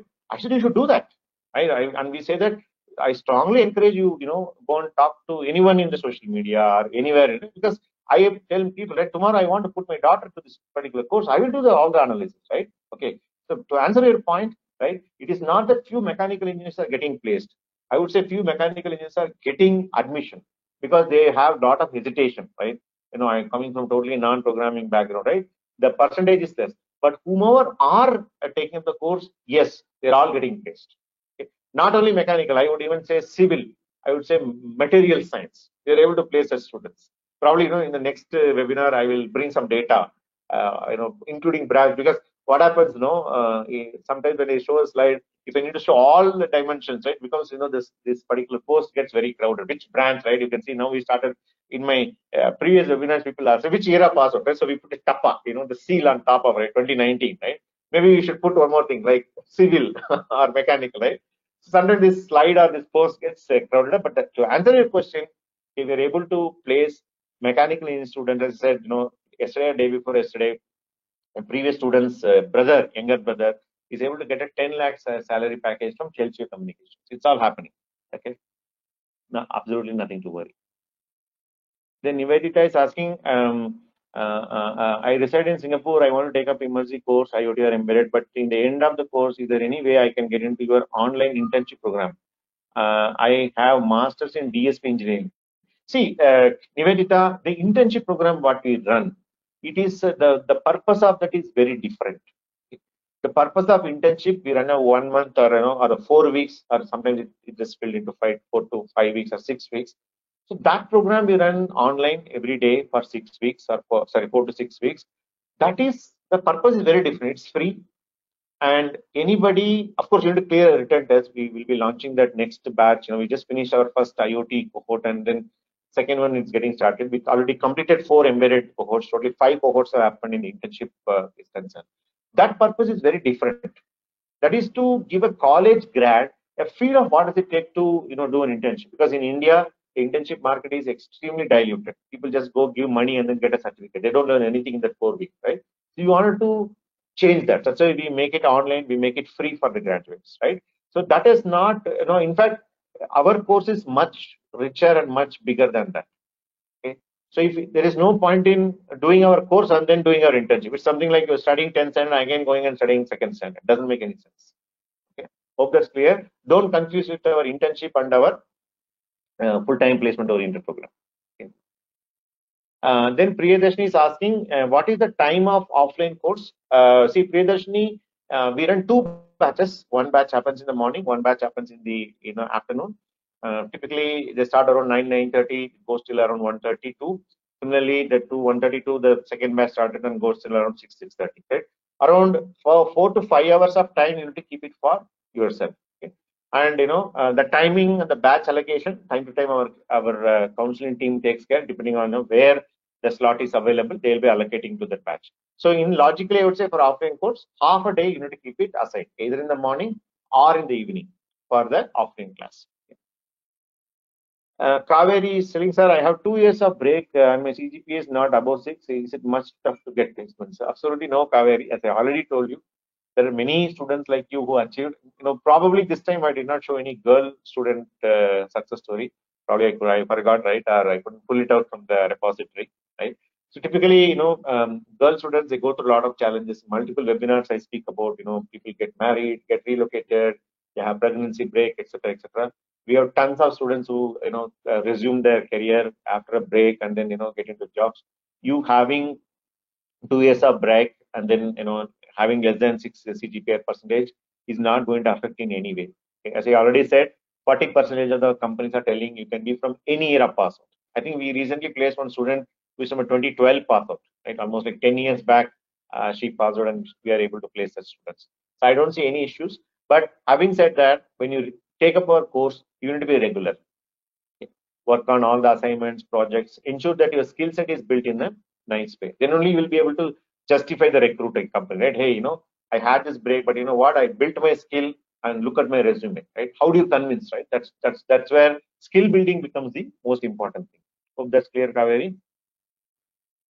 I think Devi, I clarified your question. Deepak Tiwari, I'm a 2018 pass out, now working for 2 years in a small startup, now looking for a job in a good company. Should I go with it? Absolutely, yes. Deepak, there are a lot of these students with this TAPA, right? 2018, 19, they're all cracking premium jobs. Okay, why not you? Definitely go for it. Okay. Similarly, I'm seeing another message from Sarana Basava. Sarana Basava is asking 2018 pass out, will your institute allow higher package company into? Yes, you can see that in the screen, right? So 19, I just put it as a example. You can see 17, 19, 16, right? All these things are possible. And I already saw Qualcomm person also is from 2018, right? It's all possible. Okay. Bharat is asking, sir, I want to know what skills are required to get placed in higher packages, like coding skills or any other skills, because I'm from Triple E branch, I don't have much coding knowledge. Okay, so see, Bharat, in terms of skill set, whatever is being taught in our course is more than sufficient. Okay, yeah, I know I'm talking about mechanical engineers, right, or civil engineers. We're able to get them placed. What about Triple E, right? Triple E is at least you are better off, right? You at least have some idea about hardware, right? So with respect to skill set, absolutely nothing to do anything other than the course. So once people enroll for the course, whatever the mentors are teaching, you follow that, that itself is more than enough. You don't need to do anything extra. You may be from triple E background, mechanical engineering background, you might not have had a programming flair, okay? Or some students will say reverse, sir, you know what, I learned some programming on my own, I've done some internship and projects. They come from the other side. So whatever may be the case, all our modules and subjects will start from level 0. They will teach you as if you absolutely don't know anything. So my request to all of you, whether you are a working professional, looking for a career change, or you are coming after a break, or people like Bharat who is having this hesitation of will I be able to learn programming, the answer is very simple. Just follow what mentors are telling, the magic will happen. That's what these people have done. Probably I don't know. You can look up to them. Go on. As I said, you guys are all not 7 James Bond side. Go look up to them in LinkedIn or Insta or Facebook. Go and talk to them. Right? Any of these people are, even if you go dig up, do your own data analysis, I'm pretty sure one answer will come. All of them will say, just follow. Things will happen. In fact, when they join the course, many of would not have imagined that this type of a good package I will be able to crack. Because they come with a lower skill, so the confidence levels are low. Okay, so naturally your expectations also low. But once you start building your skill set, the magic happens. Hope that's clear, Bharat. Do they disclose the CTC for working professional as well before, right? See, as I said already, Ranjit, there is nothing called, working professional or a fresher, right? For us, we all, will float the application in a common way, right? Okay, I'll probably walk you through our application process during the placement section, right? So it is up to the companies to consider your previous experience. Okay, whatever the companies are committed as a salary will display. Sometimes what happens, depending on experience, previous experience, they consider and then put you in a higher salary band. That also happens. So as far as we are concerned, if you ask me, will we put salary information in our job applications? Yes, I'll show you shortly, during the placement section. Kaveri is a 2022 pass out. Doesn't matter, Kaveri, no problem. Okay, no problem at all. Then Anula Jain is asking, I am currently working in an automotive domain and plan to move into core embedded companies. Will I be able to switch the industry standard of the package with my experience? I think I already clarified you, Anula. The package, it depends on the company. We don't have a control. We cannot go and tell, hey, look at this girl, Anula. She comes with that experience. You pay her this much. We'll not be able to mandate that. Right? But what I see generally, if you're able to demonstrate the skill set, whatever you have done in the course, and you show your experience, generally I see companies consider. But as I said, we cannot commit on behalf of the companies. It is up to the recruiting companies. I showed some examples also. Okay. Please correlate embedded systems and Linux programming. Nandan Poddar. Okay. So again, it's a long answer, right? I would, in a very simple way, I say Linux is the #1 operating system when it comes to building embedded systems. Thanks to Linux being open source, free, secure, customizable, right? In fact, all your Android phones indirectly run, Linux kernel inside it, right? So, embedded system is a bigger umbrella, bigger circle, and that can have an OS or not have an OS. Whenever there is an OS, there's a highly likely chance, or I would say 99.9% they run Linux. Because when I started my career, there were many embedded operating systems like ThreadX, VxWorks, etc. I don't see any of them around now. Linux is kind of captured the entire market. That's what it is. If you want to get more details, you get more longer. I'm already at 8:15. The next session we need to go. Okay. Then Nagashri is asking, good evening, sir. I'm in 2014 in MTech. I was working as an assistant professor, interested to enhance my knowledge, sir, so that can I guide my students the gap between what they're studying and what industry is looking. And if possible, will switch my career. Okay, Nagashri, that's an assistant professor. Don't worry, especially in our evening batch, there are a lot of professors take up our courses. And from a teaching field also, good number of them are able to switch to the core domain. It is not necessary that you need to be little, what do you call, you are very, humility, you have a lot of humility that you want to tell your students. Think about your students next, right? Think about you first, right? Okay. Can you achieve a career break into the mainstream embedded industry? Yes, you can. We are seeing people coming from academics moving to the, corporate career by taking up this course. Nitin Gaikwad is asking, sometimes companies asking about 10th and 12th marks. How much average marks required? Yes, Nitin, sometimes do companies ask for it. Okay. But when it comes to Emergy, right, the percentage is far less. Okay. I don't know. I need to see month on month. We do a monthly meeting with our students where I open up the sheet and run. The numbers are less. So you don't need to bother much. Again, Tope Gowda is asking similar questions. Sachin Chikkod asking reverse question. Sir, I have 8.06 CGPA. Can I crack even job? As I said, whether you can be 65, 85, that doesn't matter. Okay? Your academics curriculum or whatever you record, you had a great academic record, not so great academic record, let it be as it is. But what you skill yourself in Emergy and how you demonstrate that skill in your interview is going to be the ultimate determinant factor. Okay? So I would put it like that. So, to a larger extent, your year of pass out and percentage doesn't play a major role. Then you have Priyadarshini is again, she's asking, working in BPO voice process, what is the timing of online course of morning and also evening? We'll showcase that timeline shortly. Okay, give me that. Then Meghanathan is also asking, 2014 batch mechanical, am I eligible? Yes, you are. I already told a number of mechanical students are in our course, and they're all getting placed as well. ME electronic students can join the course. Yes, Nelvin. ME, MTech, very much applicable. Will there be a placement drive in between the course, or do we need to wait till the end of the course? That's a good question, right? Anula again is asking. Right? So probably I'll answer in detail, but anyway, since the question has come up, I'll answer this. Like, see, when you join the course, you need to complete our core programming modules, right? When you say you start with Linux systems, C programming, C++ programming, data structure programming. This is basically our core programming courses, right? So once you are completing this courses, there will be a placement eligibility criteria you need to meet. Probably if I run through it, will go little detail, but let me briefly tell. You need to clear a placement eligibility test. You need to have a minimum number of percentage of attendance and assignment completion, and there will be a mock interview will be conducted. Once you're clear, you can start applying from the 4th month, right? In that one, right? And you can apply for placements, up to 2 years after the course completion. Hope it's clear. 6 months course, let us say, right?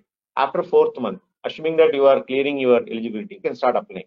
So those 2 months you can apply, and you can keep applying after 2 years from the time of course completion. Hope that's clear, Anula. I don't have any coding knowledge. Can I succeed? Says Devi. I think I already answered this question. Can we have link videos? One of the lecture video of core topic. And then Mubin will demonstrate it. He will play the video how a class will get delivered. You can take a look into that. Then Vijay Kumar is asking, I'm having an academic gap of 3 years. Is there any restrictions on that? No, I think I already clarified this question. What are the process of drivers are like online or offline mode? Because we are taking online. So I don't know what you mean by drivers. I'm not getting Yashoda. What do you mean? I passed out in 2019, says Vijay Kumar. I think I already showed you. You can see the screen itself. Srivatsa is some similar thing. Is there any chance of getting work from home opportunity? Again, it depends on the company. We are not the one who is deciding. But as I already said, most of the companies have returned to this hybrid model. They ask you to report in to the office in Bangalore, right, or any other cities which I mentioned.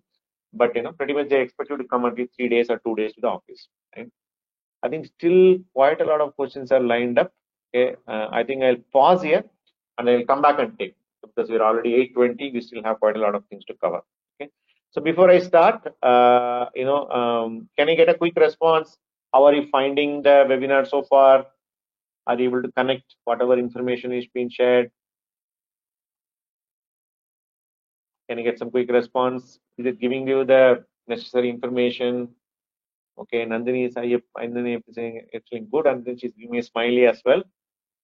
Nagashri, Rupa, others. Webinar is going great, says others. Okay, thanks, guys. I'm able to connect, says creators. Fantastic, right? So let me go back to the slide. We'll come back. Don't worry. If questions are there, we'll answer them. Okay, all right. So let me put in that right. So you saw success stories from all corners of the students, right? Freshers, working professionals, resuming their career, online, offline. They're all able to achieve the success. So let us get into the course demo part of it. Let me quickly, showcase a couple of slides and then we will get into the demo. So what are we trying to do? Right? Been talking from the beginning that there's a skill gap between what the industry is expecting and what as an entry-level fresher or even a working professional what you have. So you work on the gap and make you job ready. That's what we do as an organization, including this course. And some of you are talked about timings, etc. Let me explain it briefly. And I think fully Mubin is in. Let me check. Mubin, you are there in the call. I think I'm seeing him. Yeah, I think he's in the call. So let me quickly run through and then he will take over from there. So there are 3 options available for this course. One is what is called as an offline course where it's a physical classroom and lab. People need to come to Bangalore and then take up this course. We recommend this for freshers because they have all the time. They don't have any other restriction. Okay, half a day, which I already mentioned, to keep it aside. Okay. Then when it comes to online, we have 2 options. One is like an online regular where the classes happens in the morning and classes and labs happen in the morning. Ideally suitable for freshers. You can learn from anywhere. Okay.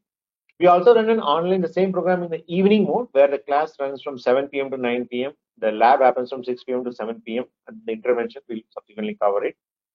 And then, you can take up, which is ideal for students, working professionals, right? Anybody who want to take. Preferably, we see a lot of working professional crowd come in the evenings. So these are the 3 options. Let me compare these options in detail in the next slide. Maybe a little busy. Just cooperate with me on various factors, right? Duration, modules, daily routine, class timings, weekly plan, recorded videos, hardware, and 2-year placement support, right? Let us cover one by one. So the offline course is a 6 months course. You have 8 modules. As I already told, 2 to 2.5 hours of class per day, and also the theory. You need to keep around half a day. Classes will happen at 9:30, 11:30, or 2. 6 days a week. And for offline students, we don't give recorded videos because they're coming physically and learning. We won't give them recorded ones. And with respect to hardware, they will be providing them with pick and arm boards. They can take it up from our staff. They can work on it. They can return back and go home. Okay. The physical boards are available.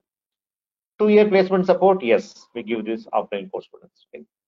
Then we'll talk about the online regular students or online morning time 5 months course, which is having 7 modules, 2 hours of class in the morning time, and 1.5 hours of lab explainer for 3 days. Mubin will talk more on this.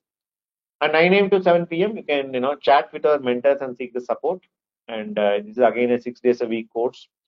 We do give recorded videos, right? Whatever is happening, even this particular video today, what we are talking about, we will send it to all of you registered students. and some of them are registered and might not have come, or they might have dropped out due to certain reasons. We'll make some minor edits and we'll send it to you. Okay.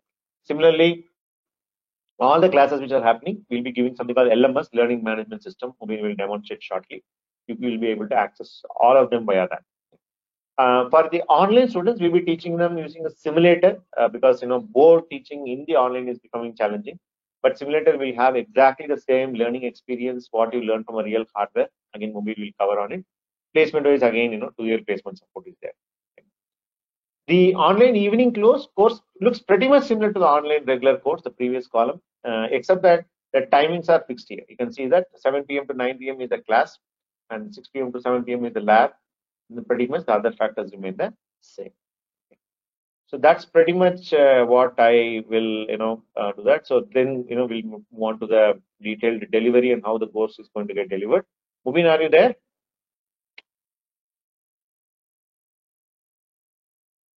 Hello, Mubin? Yes, Jay. Yes. All right. So let me make you presenter and take over from there. All right. And moving.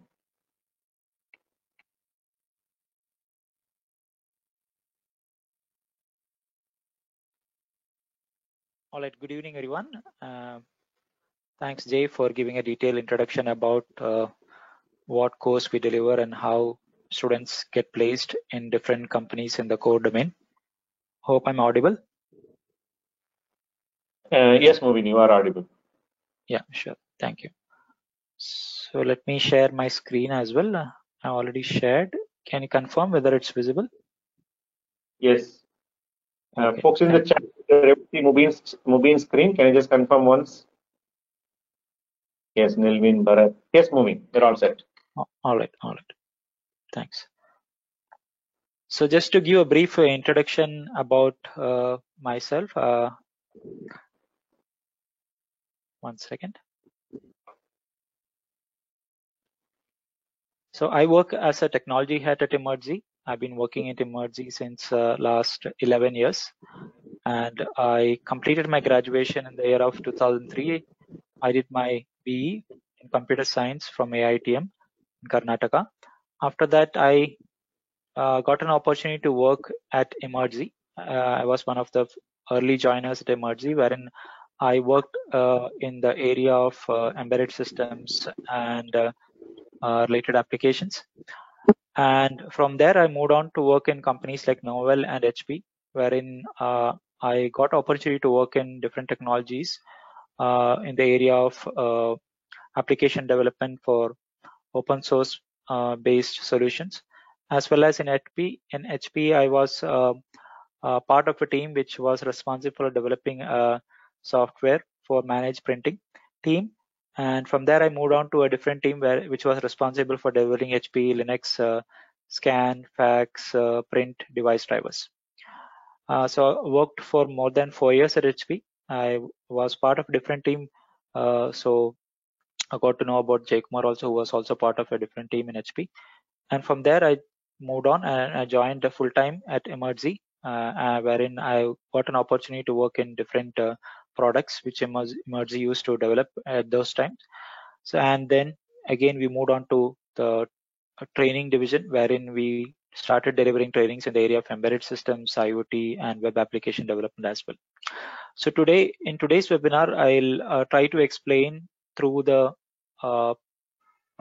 mechanism in which we train the students who join our courses. So what exactly we deliver in the course, and how the learning management system looks like. And I'll also walk you through the support forums available which students can enroll, which students can avail to clarify their doubts.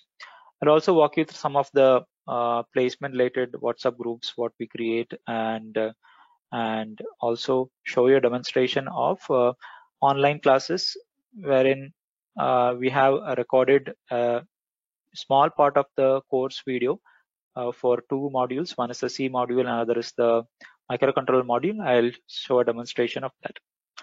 So to begin with, I just wanted to explain about what exactly we deliver in each subject. So at a high level, we teach 7 subjects in the online mode of training as well as offline mode of training. So whichever subjects we teach goes through a rigorous training process. So every day on a daily basis, you'll have to attend class and lab Monday to Friday, and sometimes on Saturdays also, depending upon the availability of the mentor and depending upon whether you have some other schedules like test, etc. So class duration is around 2 hours on a daily basis. You'll also have a lab, which will be around 1.5 to 2 hours as well. So class sessions are taken to explain the concepts, which will help you to build a clear understanding of each and every topic. For example, in C module, you learn about the concepts in C in terms of like what is the syntax of each and every construct in C, how to program it using examples, how to apply it by using classwork, etc. So class mentors will take each and every topic and explain in detail what is it, how to apply it, how to use it in sample code, etc. Similarly, after the class, you will have lab. In the lab sessions, you will have to work on assignments. Assignments are of different complexity levels. So in the initial stages, you'll be working on easy assignments. As you learn more things, we'll be giving assignments which are moderate difficulty level to more complex level of assignments.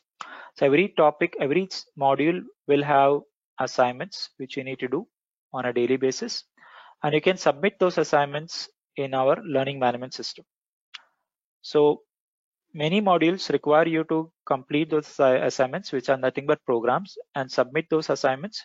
These assignments, many of them are automatically evaluated. So when you submit the assignments, you'll get feedback immediately. You don't have to wait for any mentor or any teacher for you to give feedback.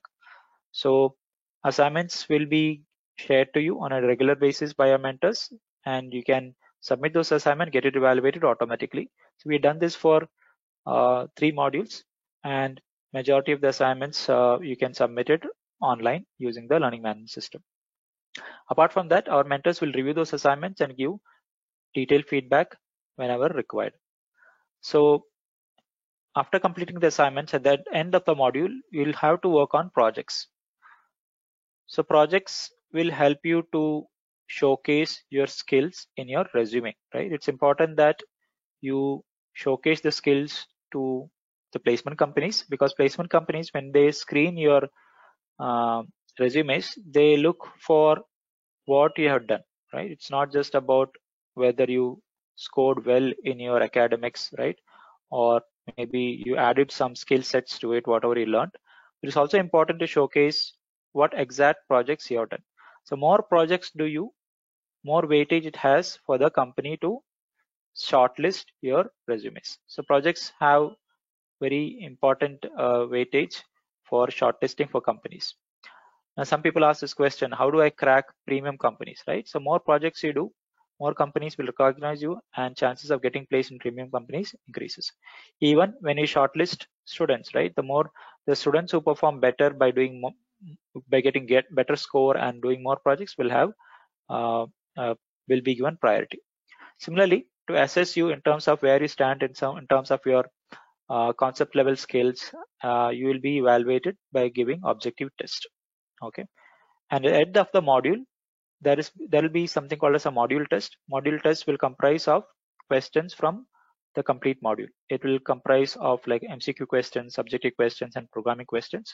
So overall, you will be going through a training program which comprises of all these elements, including class, lab, assignments, project, test, etc. So every module will have a similar pattern. You have to go through that and you have to complete the task. And you'll also come to know your live score, right? So I'll show you some examples how your score looks like and what are the parameters we use to measure. So on a daily basis, this is what you go through. And after completing few of the core subjects as highlighted by Jay Kumar, you have to complete at least 3 subjects. If it is embedded course, you have to complete the first subject, which is nothing but Linux systems, which is a short course of 15 days. After that, you complete the C programming module. Then you have to complete data structures. So as soon as you complete 3 out of 7 or 8 modules, you can start applying for placements. So which is very basic, I would say. So placements will open up, and it's important that you prepare for the placements. So how do we ensure that students are prepared and they're able to crack the interviews? So we have placement preparation related activities. So first one is we conduct something called as a mock interview. So mock interviews are taken by your own mentors. So we'll schedule the mock interviews once you're ready for it. So whenever you are ready for the mock interviews, we'll schedule the mock interviews and we'll assess you based upon the subjects which you have completed. So assessment consists of like conceptual questions, maybe some programs. They'll ask you to explain projects, etc. This will help you to gain confidence in attending actual interviews, right? So when you go for the real interview, you should be confident. So this mock will definitely help you in understanding where you stand in terms of your performance, where you stand in terms of your communication.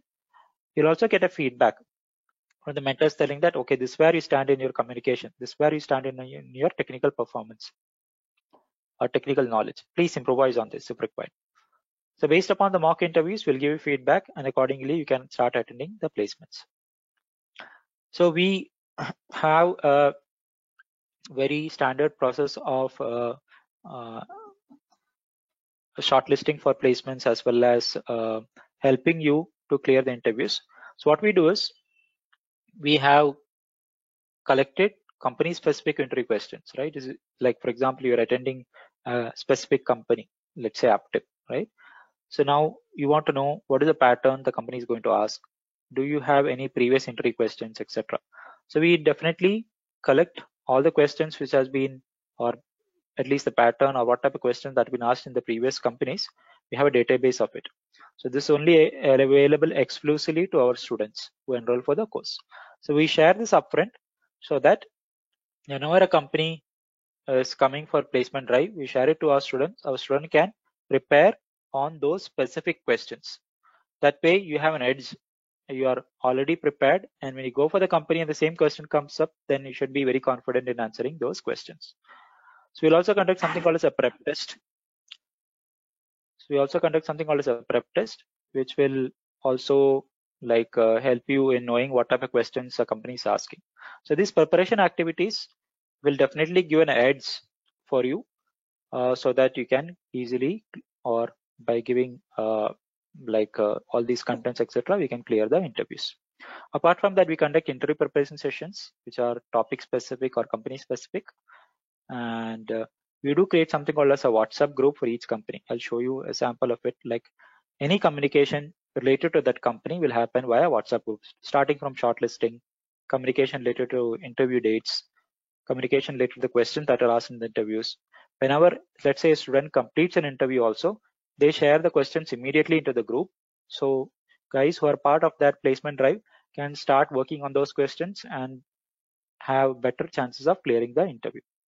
So you have a dedicated team who runs the basically placement drive activities, and they will be with you from the start and end to the end of the placement drive.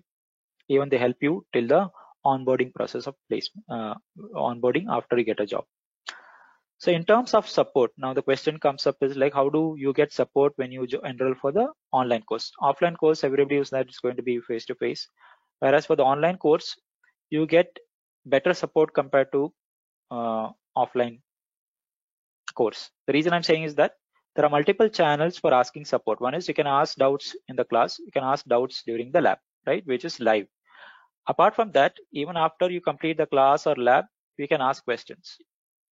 So there are two channels available for asking questions. One is we create a WhatsApp group for every batch. So what in the WhatsApp group, students as well as mentors are added. So any type of question, technical question you have with respect to the subject, you can just simply post in that group. Your mentors are there to support you and they will clarify your doubts. Apart from that, in the lab, you have doubt clearing sessions. You can ask questions in the lab sessions for clarifying your doubts. We also have a discussion forum for every module. So which is similar to like if you have seen Stack Overflow or something, wherein you can post a question and somebody else will be there to respond to you. So we create discussion forum wherein we have question threads and there will be answers responded to there by mentors as well as your batchmates. So these are highlights of the support which you can avail. All right. Then we do have a dedicated team which looks after the student performance and progress. We call it a student success team.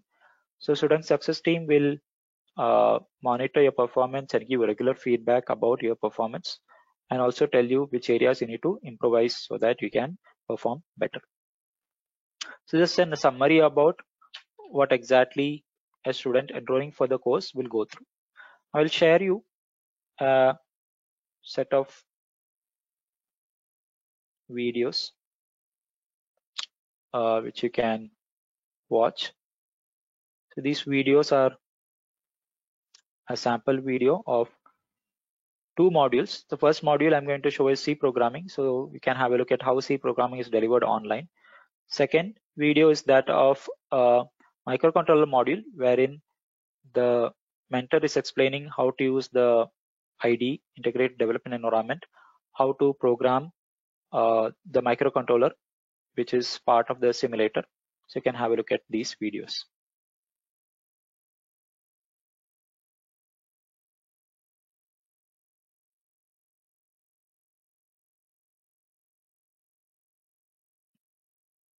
These are the total memory allocated. Now, after an array has been declared, maybe I want to give the values into the array, because just the array's declaration will have garbage value. Assume I take int array of size 5.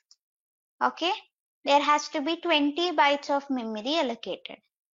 Assume this is the 20 bytes of memory allocated for the array. So I'm storing 5 integers. So each integer takes how many bytes? Each integer takes how many bytes? Correct. So each integer takes 4 bytes. So if the starting address of the array is 1000, where will be the next element present? If the starting address of the array is 1000, where will be the next element present? Assume this is 1000. Where will be the next element present? Yes. Each of the element uses 4 bytes. So it is 1004, then 1008, 1012, 1016. To access the array's element, you have to go with something called as the index number. An index number varies between 0 to size -1. So very first element will be in index 0. Second element will be in index 1. Third element will be in index 2. Fourth element will be in index 3. And fifth element will be in index 4. Okay. If you just declare the array like this, the array's element will have garbage value by default.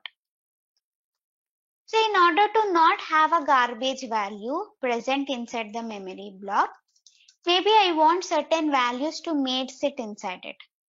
In such cases, I have to do the array's initialization. To initialize the array, here inside the curly braces, I have to give 5 elements: 10, 20, 30, 40 and 50. In that case, that value will be written here. That will be 10, 20, 30, 40 and 50.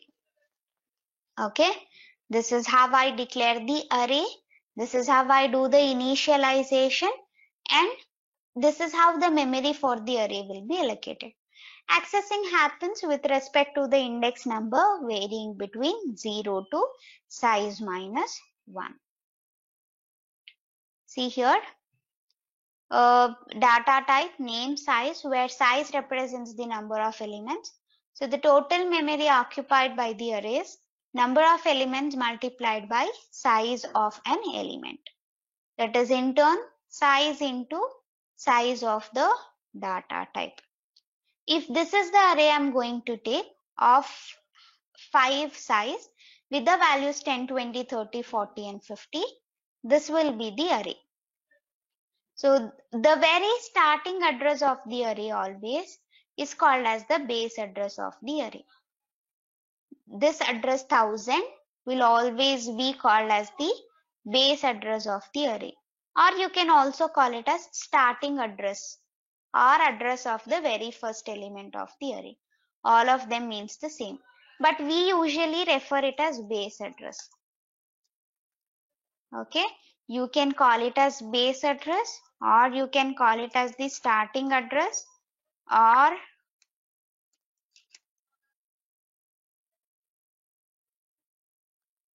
you also can call it as the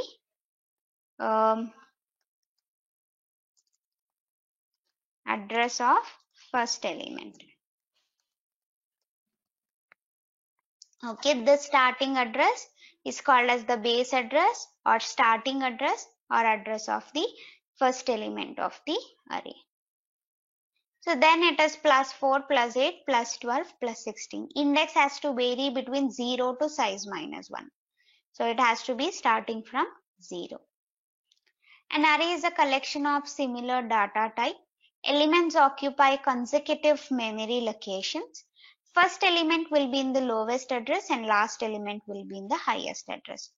Elements are indexed from 0 to size minus 1. So if the size of the array is 5, index will vary from 0 to 4.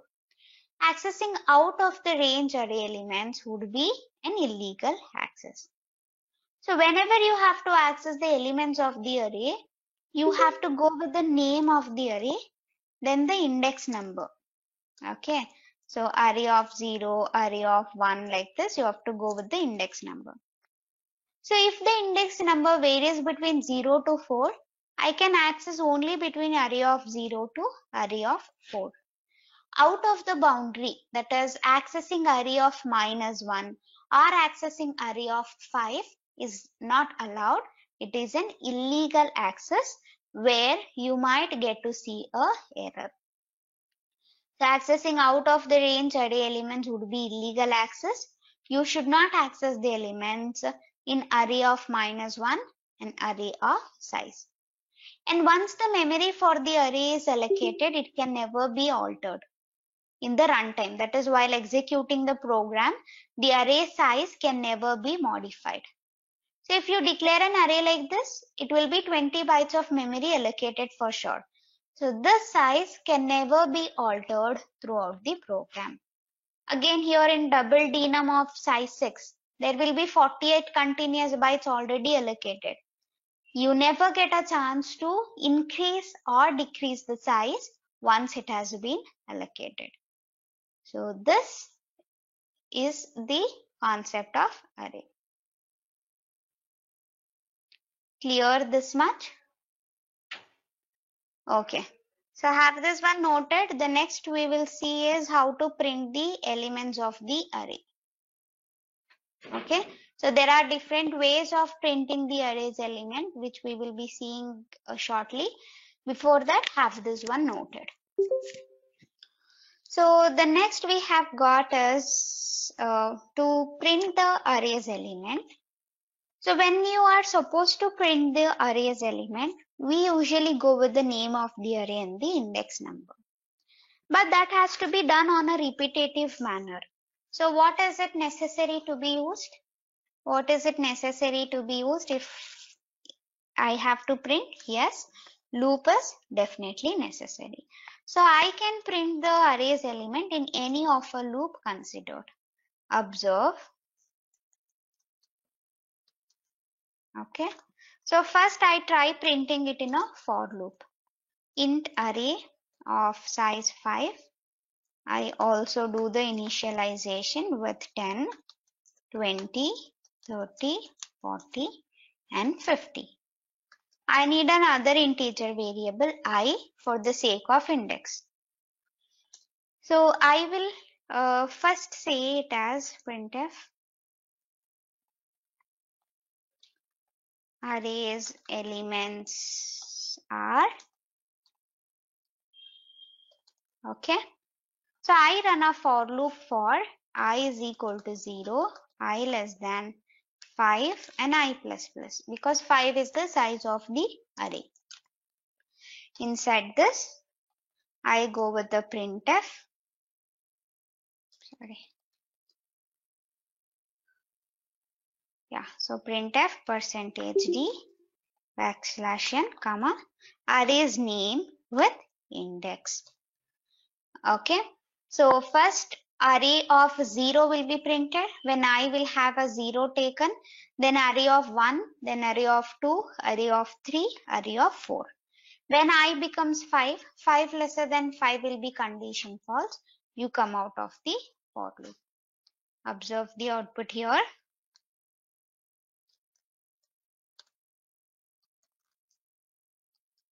So I'm compiling and executing. These are the arrays element which I am printing using a for loop. Let me change this. I try printing using a while loop. So this was just a sample video of how a topic called arrays is covered in the online class. Anyway, it's not a complete video. We just stripped it down so that you can have a preview of how the online classes are taken. So in between, you can ask questions during the session. So those things has been cut out from the video. So please observe that. It's going to be a very detailed explanation. You don't have to worry about, like, even if you don't know the subject, it's absolutely fine. We'll cover all the topics from scratch. The next, I'm going to play a video which is taken from the online class for a microcontroller module. So in the microcontroller module, we are using a simulator called as PicSimLab. So for the online sessions, we'll be using a simulator which is comparable to a real hardware. So even if you don't have a hardware, you can program the microcontroller, you can interface the peripherals, you can exactly get the output as you're getting in the physical hardware space. So I'll show you a demo of this.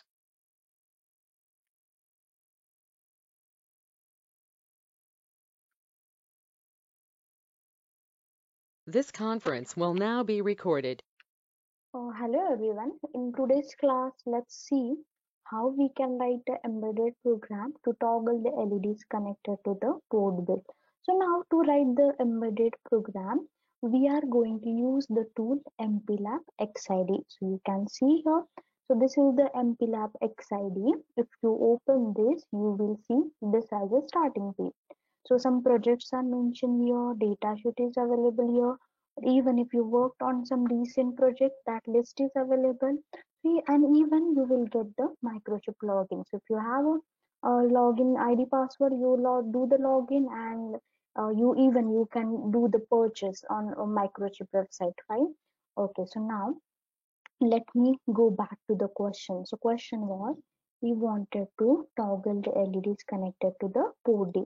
So now here in this MPLAB ID, you can see these are the different tools available. So we can use these tools as per the requirement. For example, this is to create a new file. It's to create a new project. It is to open the project. This option is to do the build. You can see different many options are there. So as per the need, what we will do, we will take an approach. Whatever we need it, we will start using those things. Now here in this MPLAB XID, I already created a project and kept it ready. So project name is what? LEDs. So in this project, I created. So when this project is created, this MPLAB XID create some organized sections. You can see here. So now to write this program, to write the embedded code, we need a main.c. So generally .c files goes here in this source file sections. Header files goes here, make file will go here, linker script will go to this section. If you need any libraries, if you are planning to add any libraries, then those goes into this section, and finally this is the place for your executable file. So let me go to the main.c. So you can double click and open the main.c in the editor window. So now you can see I'm defining two macros. So instead of using port D directly, so what I did, since if you see the hardware, on the hardware, so you are having total 16 LEDs. So this is the PixSimLab simulator board. So it's having total 16 LEDs. So currently we are going to toggle LEDs connected to the port D. These are the these are the 8 LEDs out of 16. So these 8 LED array we are going to toggle. Toggling means on off we are going to do. So now since I'm having 8 LEDs, I'm defining the micro LED array as a port D, and to give the direction to the port pins there is a register TRISD. I'm defining that with name LED array data direction register. Now you can see here comes my main. So here I'm calling init config function. So this function is to do the initialization. So what we are doing, so in main itself we are not doing initialization. It doesn't look good. So there is a separate dedicated function to do the initialization. It is init config.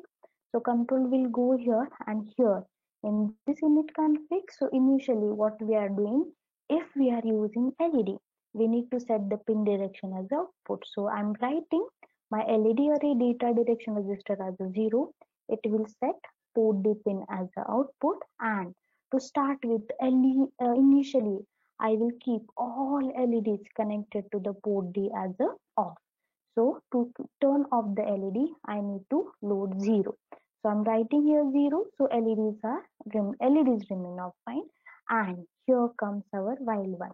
So if you see any embedded system, once you turn on the embedded system, it runs forever, right? It goes into infinite loop. So here come my infinite loop while one. So inside this while one we are going to write our application.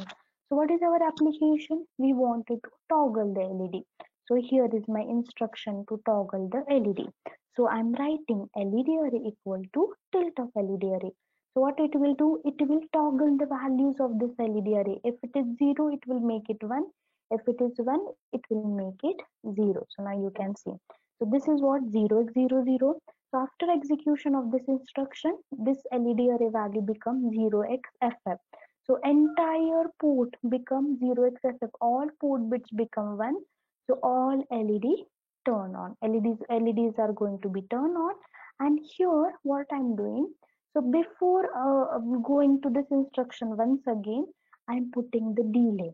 So if this delay is not there, what happens? We will not be able to see the LED toggling. So it will happen at very fast rate. Due to the persistence of vision, we will not be able to capture it. So I added the delay. Then after this delay, what happened? Next time, since we are in the while one, control will go back here. So again, we are changing the LED array value from what? FF to 0. So now what happened? LED become off, then again delay. So like this way, we are making LEDs on, LEDs off, fine. Now, so we have to build the code, we have to compile the code. How we can do? So here in this MPLAB XID, I install X8 compiler. So that's why this header file is also included related to the compiler. So now how you can do the build? So you can see here is one option to do the build. So let me click on that. It will start doing build. My project is getting a build. Now you can see build is going on. So it will take some time. Please wait. Now see, build is successful. That means your hex file is created, and even it will give you the memory summary of your project. So now my hex file is created and it is loaded also. Now what we can do? So we can load that hex file where?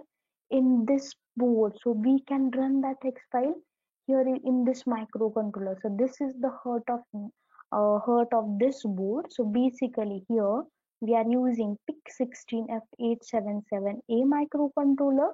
So we are going to load the hex file here. How? So you can go to the file, you can select the load hex. You have to navigate wherever your project is stored. So let me navigate. So now, just for the sake of simplicity, I kept the project on the desktop. So let me select that. Now again, you have to go to the distribute directory. So basically, you have to use this path. After build successful, it is prompting the path where X file is available. I'm just referring that. Then you have to go to the default production. Here is the X file. Let me open. Okay, expected output is what? These LEDs should toggle, but it's not happening. Why? because these DIP switch related settings are not done. So to turn on the LEDs connected to the port D, this DIP switch, second one, you have to pull this switch up. So let me do that. So it's down. You have to pull it up. So let me select. Now you can see the change here. So what this program is doing, it's running in this microcontroller and it is toggling the LEDs. And even we are able to see the toggling very clearly, right? Okay, so this is our program, our embedded code to toggle the LEDs connected to the port D. Fine.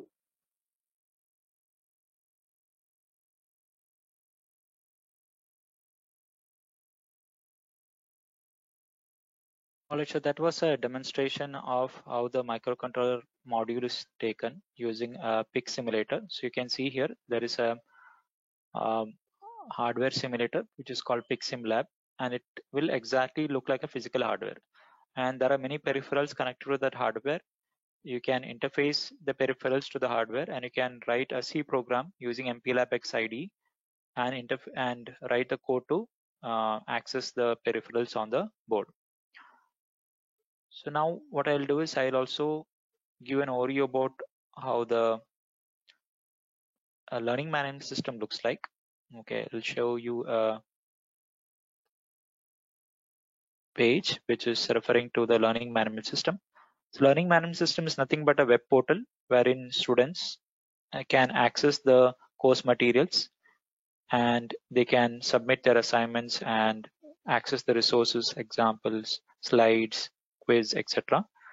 This is the sample page wherein once you are enrolled for the course, you can access the subjects which is part of the module. So as you can see here, so this particular student has completed all the modules, almost completed all the modules. And as part of the course, there are different subjects, right? For example, there is C module, there is microcontroller module, there is Linux internal module, okay, there is C++ programming module, Linux systems module, data structure module, etc. So as you complete the task, you attend the class, you complete the task, the progress of the course is visible to you. Okay, so let me click on one of the modules, which is C programming. So you can also see here that some users are logged in already. So as part of every module, we'll be assigned some set of activities and tasks. So attendance is tracked,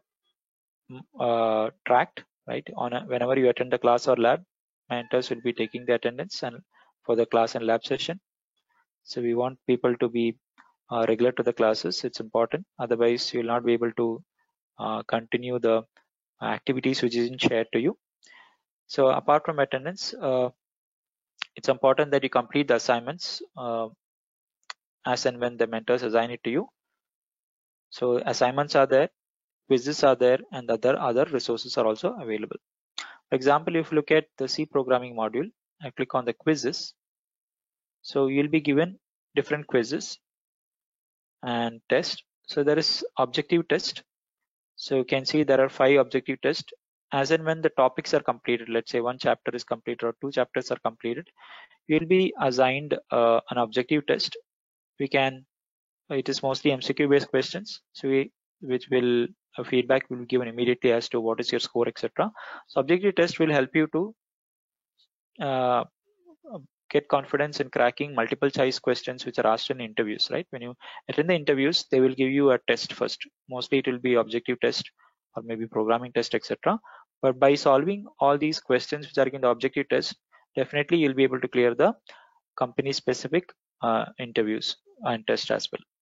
Similarly, we'll be given module test at the end of the module, which will also help you to gain confidence. If you score well, right, you'll come to know where you stand in terms of your topic level understanding as well. So these are graded. So we will also come to know, mentors will also come to know how is your performance in each of the subject. So apart from quiz, we'll give you assignments. So we can see here there is assignments given for every module. So initially it's going to be like easy assignments, like we'll start with a very basic program, how to check whether the number is even or odd, odd Fibonacci series, right? Check whether the number is perfect. And as it progresses, we'll be doing many assignments. So for example, approximately you'll have to work on around 50 assignments in C. So important thing is that it's not just about understanding the concepts, you'll also build logical programming skills, right? Problem solving skills also you have to build. For that, by doing more and more assignments, you learn many things, how to solve different types of problems. This will definitely help you to crack interviews as well. So that's about assignments. Apart from assignments, you will be working on projects as well. Now, I'll also show you a snapshot of how the discussion forum looks like. Okay, just give me a moment. So you can see here, this is Linux systems course, which is one of the first module which we assign to ECP students and embedded system students. There'll be discussion forum, which is part of every course. Let me open this. So if you look at the discussion forum, you can see some discussion threads running. So students can post any doubt they have or any question they have, right? And you can get the answers from the mentors as well as other students. So this way you can clarify your doubts. Any students are asking different types of doubts, you can always post a question and get the answers from the mentors. Apart from discussion forum, as I told you, there are resources like slides available, like classwork available, notes are also available, you can see here. And recorded sessions are also available for online batches. So recorded sessions will not be given to offline students upfront. If they want, they can purchase it separately. But for online classes, recorded sessions are available by default for them. Okay, so class recordings are also available topic wise. Lab recordings are also available for you, right? And for even for the test, right, after completing the test, there will be a discussion on each and every question, right? We will be conducting something called as follow-up sessions. These sessions are also available as a recorded video. So that's just an overview about how the LMS looks like. And you can also share your feedback. Anytime you have feedback, you can always contact the mentors, or you can also contact the support team for feedback. But at the end of the module, we do take feedback just to see what you learned, and if there is any improvement from our side also, we're open to feedback. So let me also show you a sample of how the WhatsApp groups look like. Okay, give me a moment.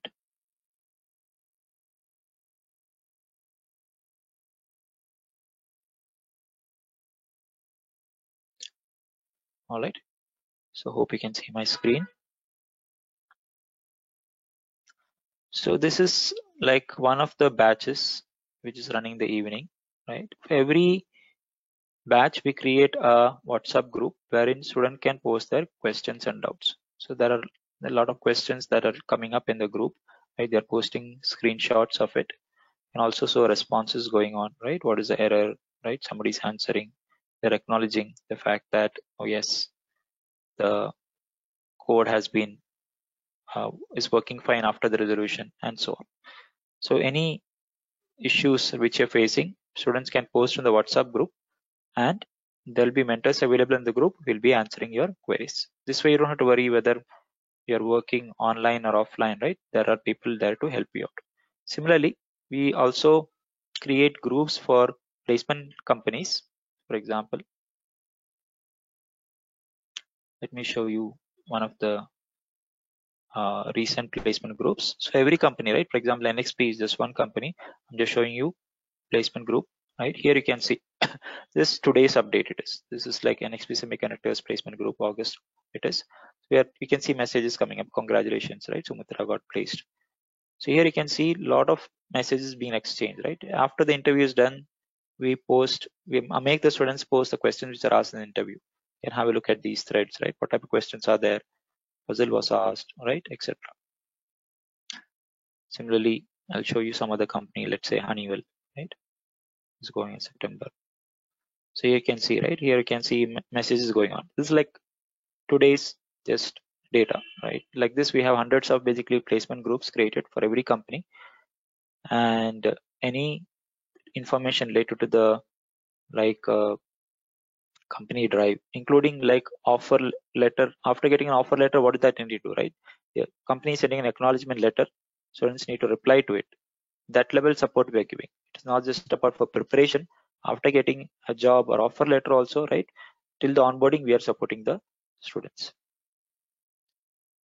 So if you have any queries related to maybe online classes, related to simulator, related to placements, etc., you can feel free to ask the questions. So Jay, you can continue from here. All right, Mubin, let me come online.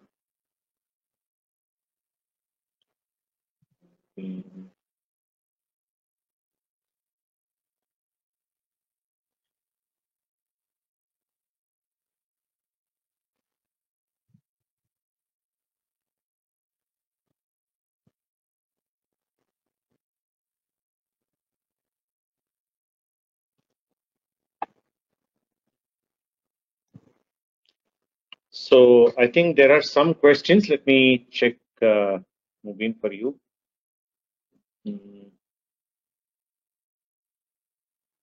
That's a question. Like there's some questions about fee. Basically, I suggest, for fee, our counseling team would be the right people to answer your questions about fee. Gautam, in subsequent slides, I'll share their contact details. You can talk to them. Because some of them even asked about scholarships or depending on their academic records, is there any fee concession, etc. So they're the right people. I'll connect them. I'll share the contact details towards the end of the presentation. Right. Then there is a question from Devi. Is laptop necessary for offline students? Right. I think not necessary. We do provide desktops if you don't have. But however, it's recommended that you have a laptop if you are learning in offline also. So that after the class and labs gets over, there'll be a lot of leftovers will be there, which you can go home or go to your hostel and continue. But we do give desktops for students if you don't have it, laptop or desktop. Right? Then Manish is asking, is in online mode, if you cannot understand any lecture, then how will get sort out the doubts? I think Manish, Mubin extensively covered about the forum-based chat, the WhatsApp-based chat, and even in the classroom, like how you're asking questions, you can do that. Okay. I hope that's clear from his presentation. Then Mubin, there's a question probably you already covered, but still you can touch base upon. How can you conduct the labs online? From Sandeep Math. How do the labs are conducted? I know you've covered, but maybe you can touch upon the lab aspect. Yeah. So if you look at our course, comprises of different subjects. So like we have programming related subjects, and there are subjects which involve you to program the hardware also. So you talk about programming only subjects like C or data structures or Linux internals. So you can install the required software on your laptop and you can continue to do the lab. Now, when you talk about lab, what is that you're doing, right? So primarily in the lab, we are going to do two things, right? One is you're working on assignments. Second is you're going to work on projects. So assignments, when you talk about assignments, like we want students to do the assignments. Now, whatever handholding is required for that, for example, explaining the problem statement, right? To some extent, giving you inputs about how should you solve that program, etc., will be done in the live sessions during the lab. These are live sessions. Now, after that, when you start working on the assignments, let's say you have some doubt, right? You can post those questions either in the WhatsApp group or in the discussion forum. So nowadays students are comfortable with WhatsApp groups, so that's why we created WhatsApp group. And any type of question you have, with whatever specific question you have, you can just post that question in the group. We recommend you to post the screenshot, or maybe we can share the code like which you're facing the problem. In terms of microcontroller module, we use a simulator. I showed you a sample of it. You can install that simulator on your machine, and in the lab sessions, we'll explain what exactly is the requirement you need to implement for that assignment or project. So this can be done in your system. You don't have to come here, right? We'll remotely help you in setting up the software as well as getting you done with the programming related assignments on the simulator as well. So we've been doing this since the pandemic started, right? There is absolutely no issues with respect to how the lab can be done online. I hope I answered your question. That's clear. So let me move on. There's one more question from Praveenya. She's asking, how many projects will you assign in the course time? Yeah, so projects depends on you actually. So, but we say that for every module, at least you have to do one project. So if you do that, at least you will be completing like easily some 5 to 6 projects. But if you want to do more, you can always do that. So those who do more will be rewarded more, right? So for example, in C, you can do 2 projects. In data science, you can do 2 projects, etc. Minimum, we say 1 project per core module you have to do. But if you over and above, if you can do more, we will support you in that, and that will have more weightage. Okay. Hope that answers your question. And then there's this question from Raghavendra. I think a couple of questions from him. One is asking in embedded field whether it's full of coding only or moderate, which will use sensors, right? So I think I already clarified this query, Raghavendra, in the beginning of my presentation. When you talk about embedded system, there are 2 pieces, hardware and software. Hardware is more of a chip and board design, whereas software is about programming, whatever Mubin has explained, right from bringing up the board to all the way building an application. So larger extent to today's world, if you see the smart, whenever you say, I think you are also next question you are talking about drone and the irrigation and all sort of modern day use cases, right? If you take a closer look, right, the majority of the intelligence and the utility for that particular hardware comes because of the fact that there's a smart software system.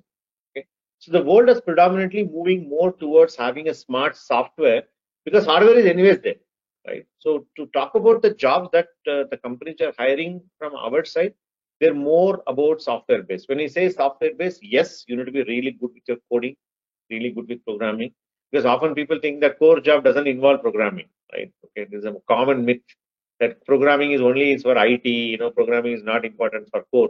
I think that's totally a wrong understanding. Your core definitely involves programming.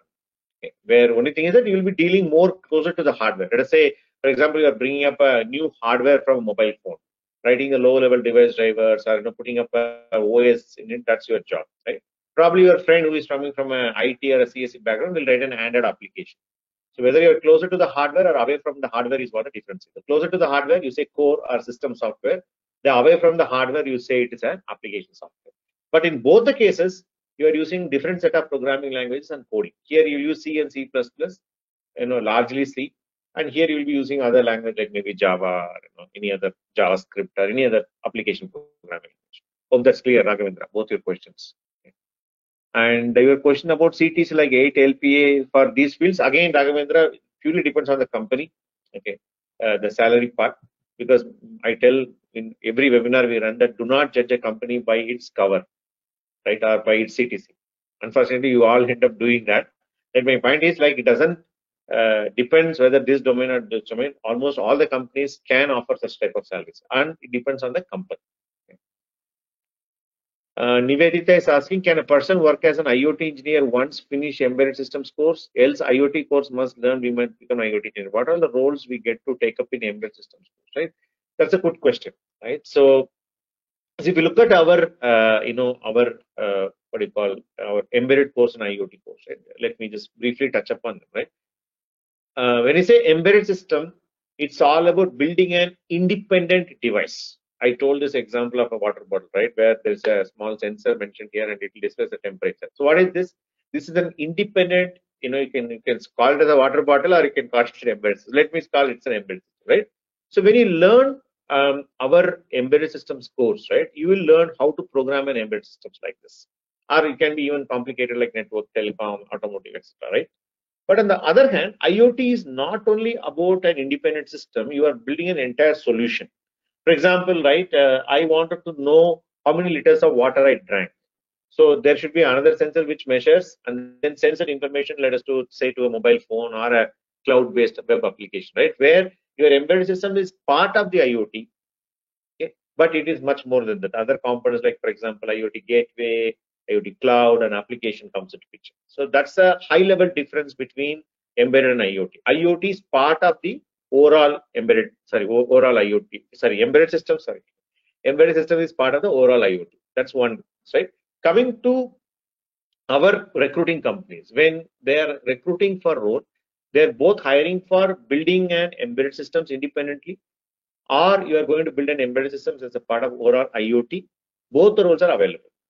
Okay. So again, when you talk about building, that again comes to vertical specific, whether it's agriculture, some of you spoke about drones, or irrigation or agriculture, that comes into picture. Also, there are multiple layers. Are you going to develop something? Are you going to be playing test roles? So it's a combination of multiple aspects. Okay. So we tell people that do not focus too much on these aspects, right? Should I going to work on this vertical or that vertical, development or testing? Will I be, as long as you are getting into the core, that should be a first option, because that solves a lot of your other problems, right? You are not employed, etc. Once you get there, maybe spend at least 2 to 3 years, then you decide where you want to build your expertise. You want to grow as a vertical specialist, or you want to go an horizontal specialist. Probably that discussion comes later. Okay. But to answer your question, yes, companies are hiring for both the roles, which involves building an embedded device, also overall IoT solutions. I hope that's clear, Nivedita. Average package, says Rohan. So average package, if you see overall, Rohan, it's somewhere revolves around 4.1 lakhs is the average salary whatever students are getting. And you saw it, upwards goes up to 20 plus 22, 27, like that. Okay, that's clear. So I think fairly that's what Mubin. I didn't find any more questions. Guys, is it fine? Shall I resume back with placements? The last piece, I know it's already 9:20.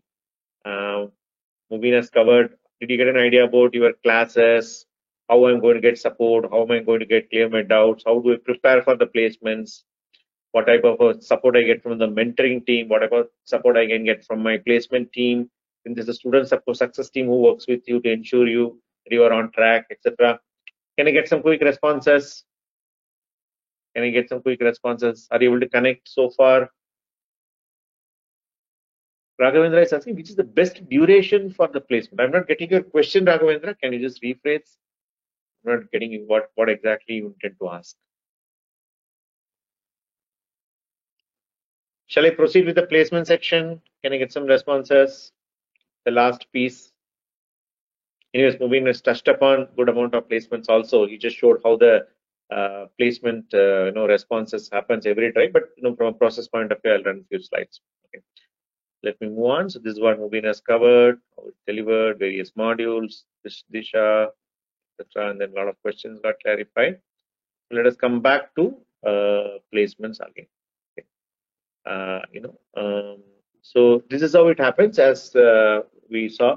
The moment you join the course, all the students will be added to our Google group. I'll probably show you also. And then you check and apply online. But before you apply, you should clear the eligibility part, which Mubin has mentioned. You need to clear that eligibility. So once you clear the eligibility, you can start applying for placements. And once you apply, our team will, placement team will receive your applications. I'll show you an example shortly, a live Google group. I'll just walk you guys through. Then once you get that, then we share it with the company, and the process happens. What we saw in the chat window, right? The message is getting exchanged about, in terms of the interviews, sharing the questions, offer letter, etc. So here two aspects are there, right? Like for example, there are two scenarios, right? Okay, that's a question. Anyway, this says 11:50 p.m. here in Singapore. So I'm exiting the webinar. Your webinar was great. Thanks for clarifying all the answers. So thank you, Nivedita. Okay, do watch out. There are a few small pieces left in this webinar. We'll send out the recorded version. You can check out the pending one. I know it's too late. Okay, good night to you. Okay. Guys in India, just hang on. We're about to close, right? So here, when we move to the end of the course, there are two things happen. Two scenarios. One scenario is you're getting placed before the course gets over. As I said, let us say you completed 4 modules and you start applying. Let us say first or second opportunity you are able to crack. So almost all the companies would expect you to join, not almost all, say all the companies expect you to join immediately. So which means to say that you need to discontinue your course and go and join the company, right? Of course, there's a question may come from working professionals said, sir, I'm having a notice period in my company. How do I handle it? Our placement team will take care of that. They will negotiate. They will discuss with the company. They will discuss with you. And please ensure you serve the notice period and get your relieving letter properly, and then professionally leave your job in a good note with your current employer and go and join this company. Right? We can get discuss that, and companies are ready to wait. Right? Okay, that's what Rupa is putting up. Right? What if you have 3 months notice period? This can be worked out, Rupa. No issues. Okay, our placement team will work with the companies, even a company like Qualcomm. They understand it, and they also understand that this course is taken by working professionals. Right? If you're a fresher or you are available or you're on a career break, you can join immediately. If you're a working professional, the notice period can be worked out. Okay? And you can serve a notice period properly from your current company, get a relieving letter, and then you can join. No problem. Okay? Our placement team will take care of it. This is one scenario. Second scenario is what? Your course got over. You probably attended 5 interviews, 10 interviews, whatever, but you're still not placed. So what you need to do? Keep on working on your projects, keep on improving your skills, and you can apply for 2 years. Up to 2 years, you'll get the placement opportunity. So that's at a high level how the process works. So let me quickly walk you guys through how it happens. Mubin showed one part of it. That's the backend, the placement backend. The front end Google group, how it looks. Let me just share you guys. Give me a minute.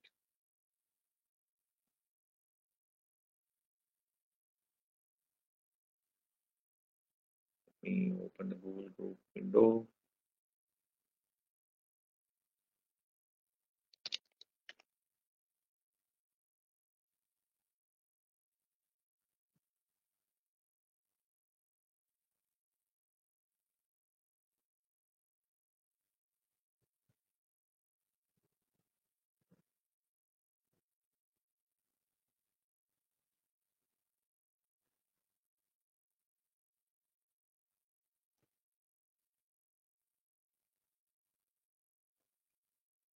Hope you're able to see my screen now. This is a Google group which we use for our communication with the students. Let me walk you through this group. So I can see here, right, there are a lot of mails or messages gets sent on a daily basis. You can see today, 1, 2, 3, 4, 5, 6 mails were there. And yesterday, similarly, yesterday was more, you can see, right?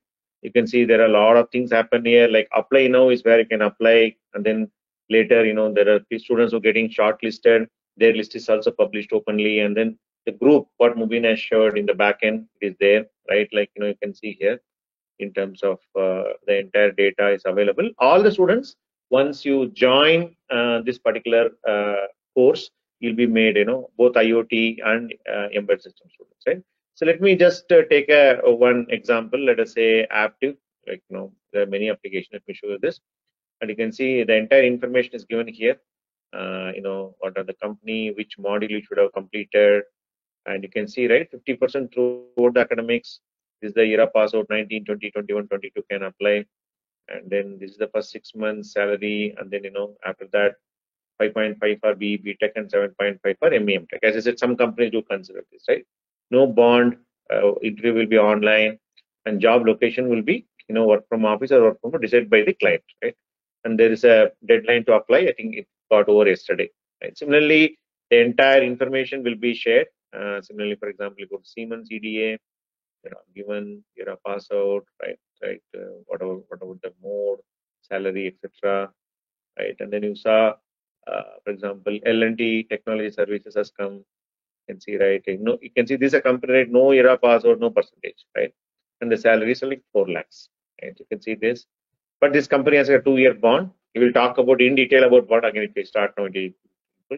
So you can see here, work location, Bangalore, Mysore, Chennai, work from office. They want to be too flexible. As I already told, they have multi-site operation. You should be able to operate from multiple things. So this is an example. You can see then the congratulations message, Tech Mahindra, Valio, Span India, Chelsea. You can see, right? The entire thing happens here. So this is more of a front end. Then the back end is where you guys do all the preparation work. The questions get shared. Both our placement team manages these entire communication in a very streamlined manner. So this is about how the placement works, and yeah, this is what it is. Google group.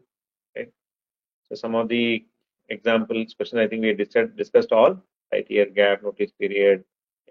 And finally, some of you might know, Emergy is a certified, what do you call, the affiliated training partner with NSDC or National Skill Development Corporation. So which means to say this course, whatever you are doing, you can apply for certification. I think that's a question about certification also. So after completing the course, you can get apply for certification, and then the panel from ESSCI will evaluate you, and then they will give you this certificate. As you can see, this is coming from Ministry of Skill Development and Entrepreneurship. Skill India is the mission or the brand name.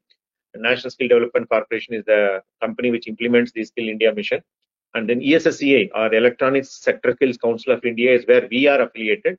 As you can see, right, the embedded systems software engineer level 5. And then we will be, putting our institute seal and and then giving it to you in a hard copy format. They're not supposed to use soft copy, so we'll print it, laminate it, and then we'll ensure it reaches your home, your address, whichever you give. Okay. So this is the certification. Of course, apart from that, time to time we can also provide a certificate from Emergy as well. Okay, so that's about the certification part. Now, some of you wanted to know about fees, etc. So before that, let me share you the course dates.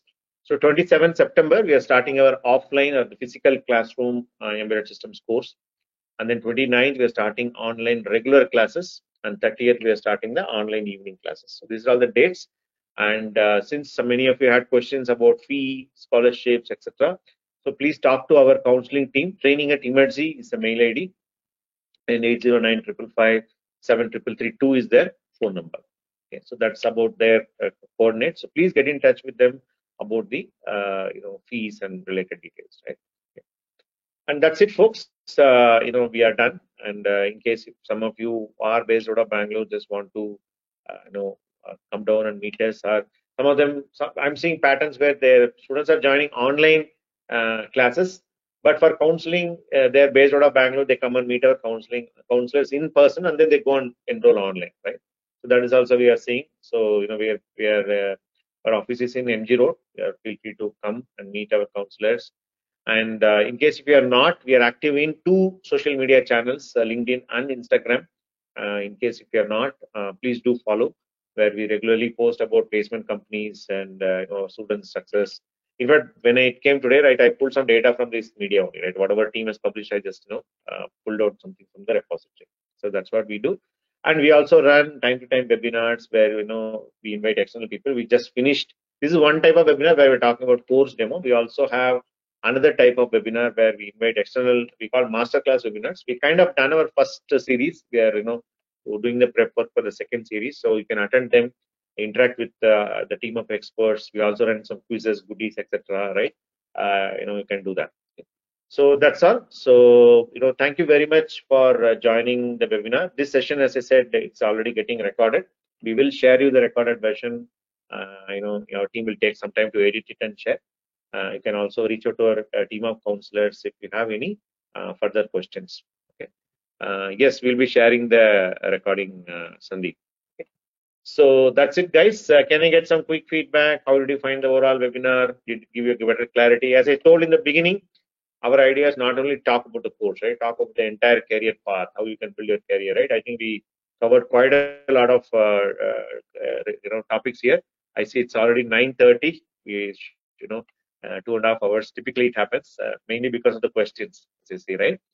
So let me get some quick feedback. I'm seeing feedbacks coming in. Nandini is telling thank you. It was very informative. Then Sachin is giving a thumbs up and says great. I hope it gave you clarity about how you can build your career and also about our course placements, how it works, online, offline, etc.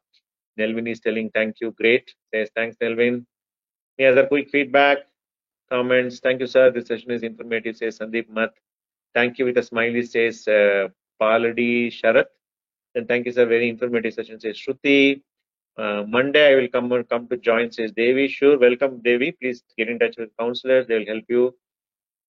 Bharat is saying it was quite helpful to know better knowledge of the course. Thanks, Bharat. Welcome, Bharat. Good, says Rohan. Thank you, sir. Very effective, says Nasreen. Thanks for a broader view before opting the embedded course. I'm looking forward to it, says others. Fantastic others. Thanks. It's a great session, says Vijay Kumar. Yes, sir, says Devi. Thank you, sir. I'm in, says Sachin. Thank you, says Manish. Thank you so much, sir, says Prajwal. Very informative, says Praveenya, right? So thank you very much, guys. As I said, you guys make it interesting by asking questions, right? That's what makes these sessions interactive and keeps us also motivated, me and Mubin, right? For us, the same set of slides, maybe here and there some placement data we update, right? You guys make it interesting, right? So Melvin George saying, sir, currently I'm in BSc in electronics. I want to go all the way to MTech. Yes, please do that. At least, hopefully companies will start considering BScs also. Sure. Okay. With that, I would like to say welcome to the world of possibilities in the core job. And then, as long as you focus on your skill building and, keep your focus for 6 months in our course, right? We tell people you give 4 years to your engineering degree college, right? Give us 6 months of time, mentors and our placement team and our student support team. So definitely your future is going to be, really, really beautiful, and you can build a long-term career. Okay? Whether you join the course, not join the course, whether you want to have a career in this, not that's your choice. As I said, you are the ultimate deciding authority for your, career. And our job, me and my mentor, and is to share the perspective so that you take the right decision. Okay? So thank you very much. Thanks all the students who joined the call. Some of them joined abroad in odd timings. I want to thank my entire Immersive team of counselors. Some of them are in the call, and our team was in the back end who've been working tirelessly to set this up, the entire webinar. I want to thank our Immersive team for setting this up time and again. Thank you all very much for asking all the interactive questions. The recording session will reach you shortly, and I think it's a dinner time. Okay? Take care of yourself, and see you in the future webinars, or in case you are joining our course, see you in the induction class. Okay, take care. Bye.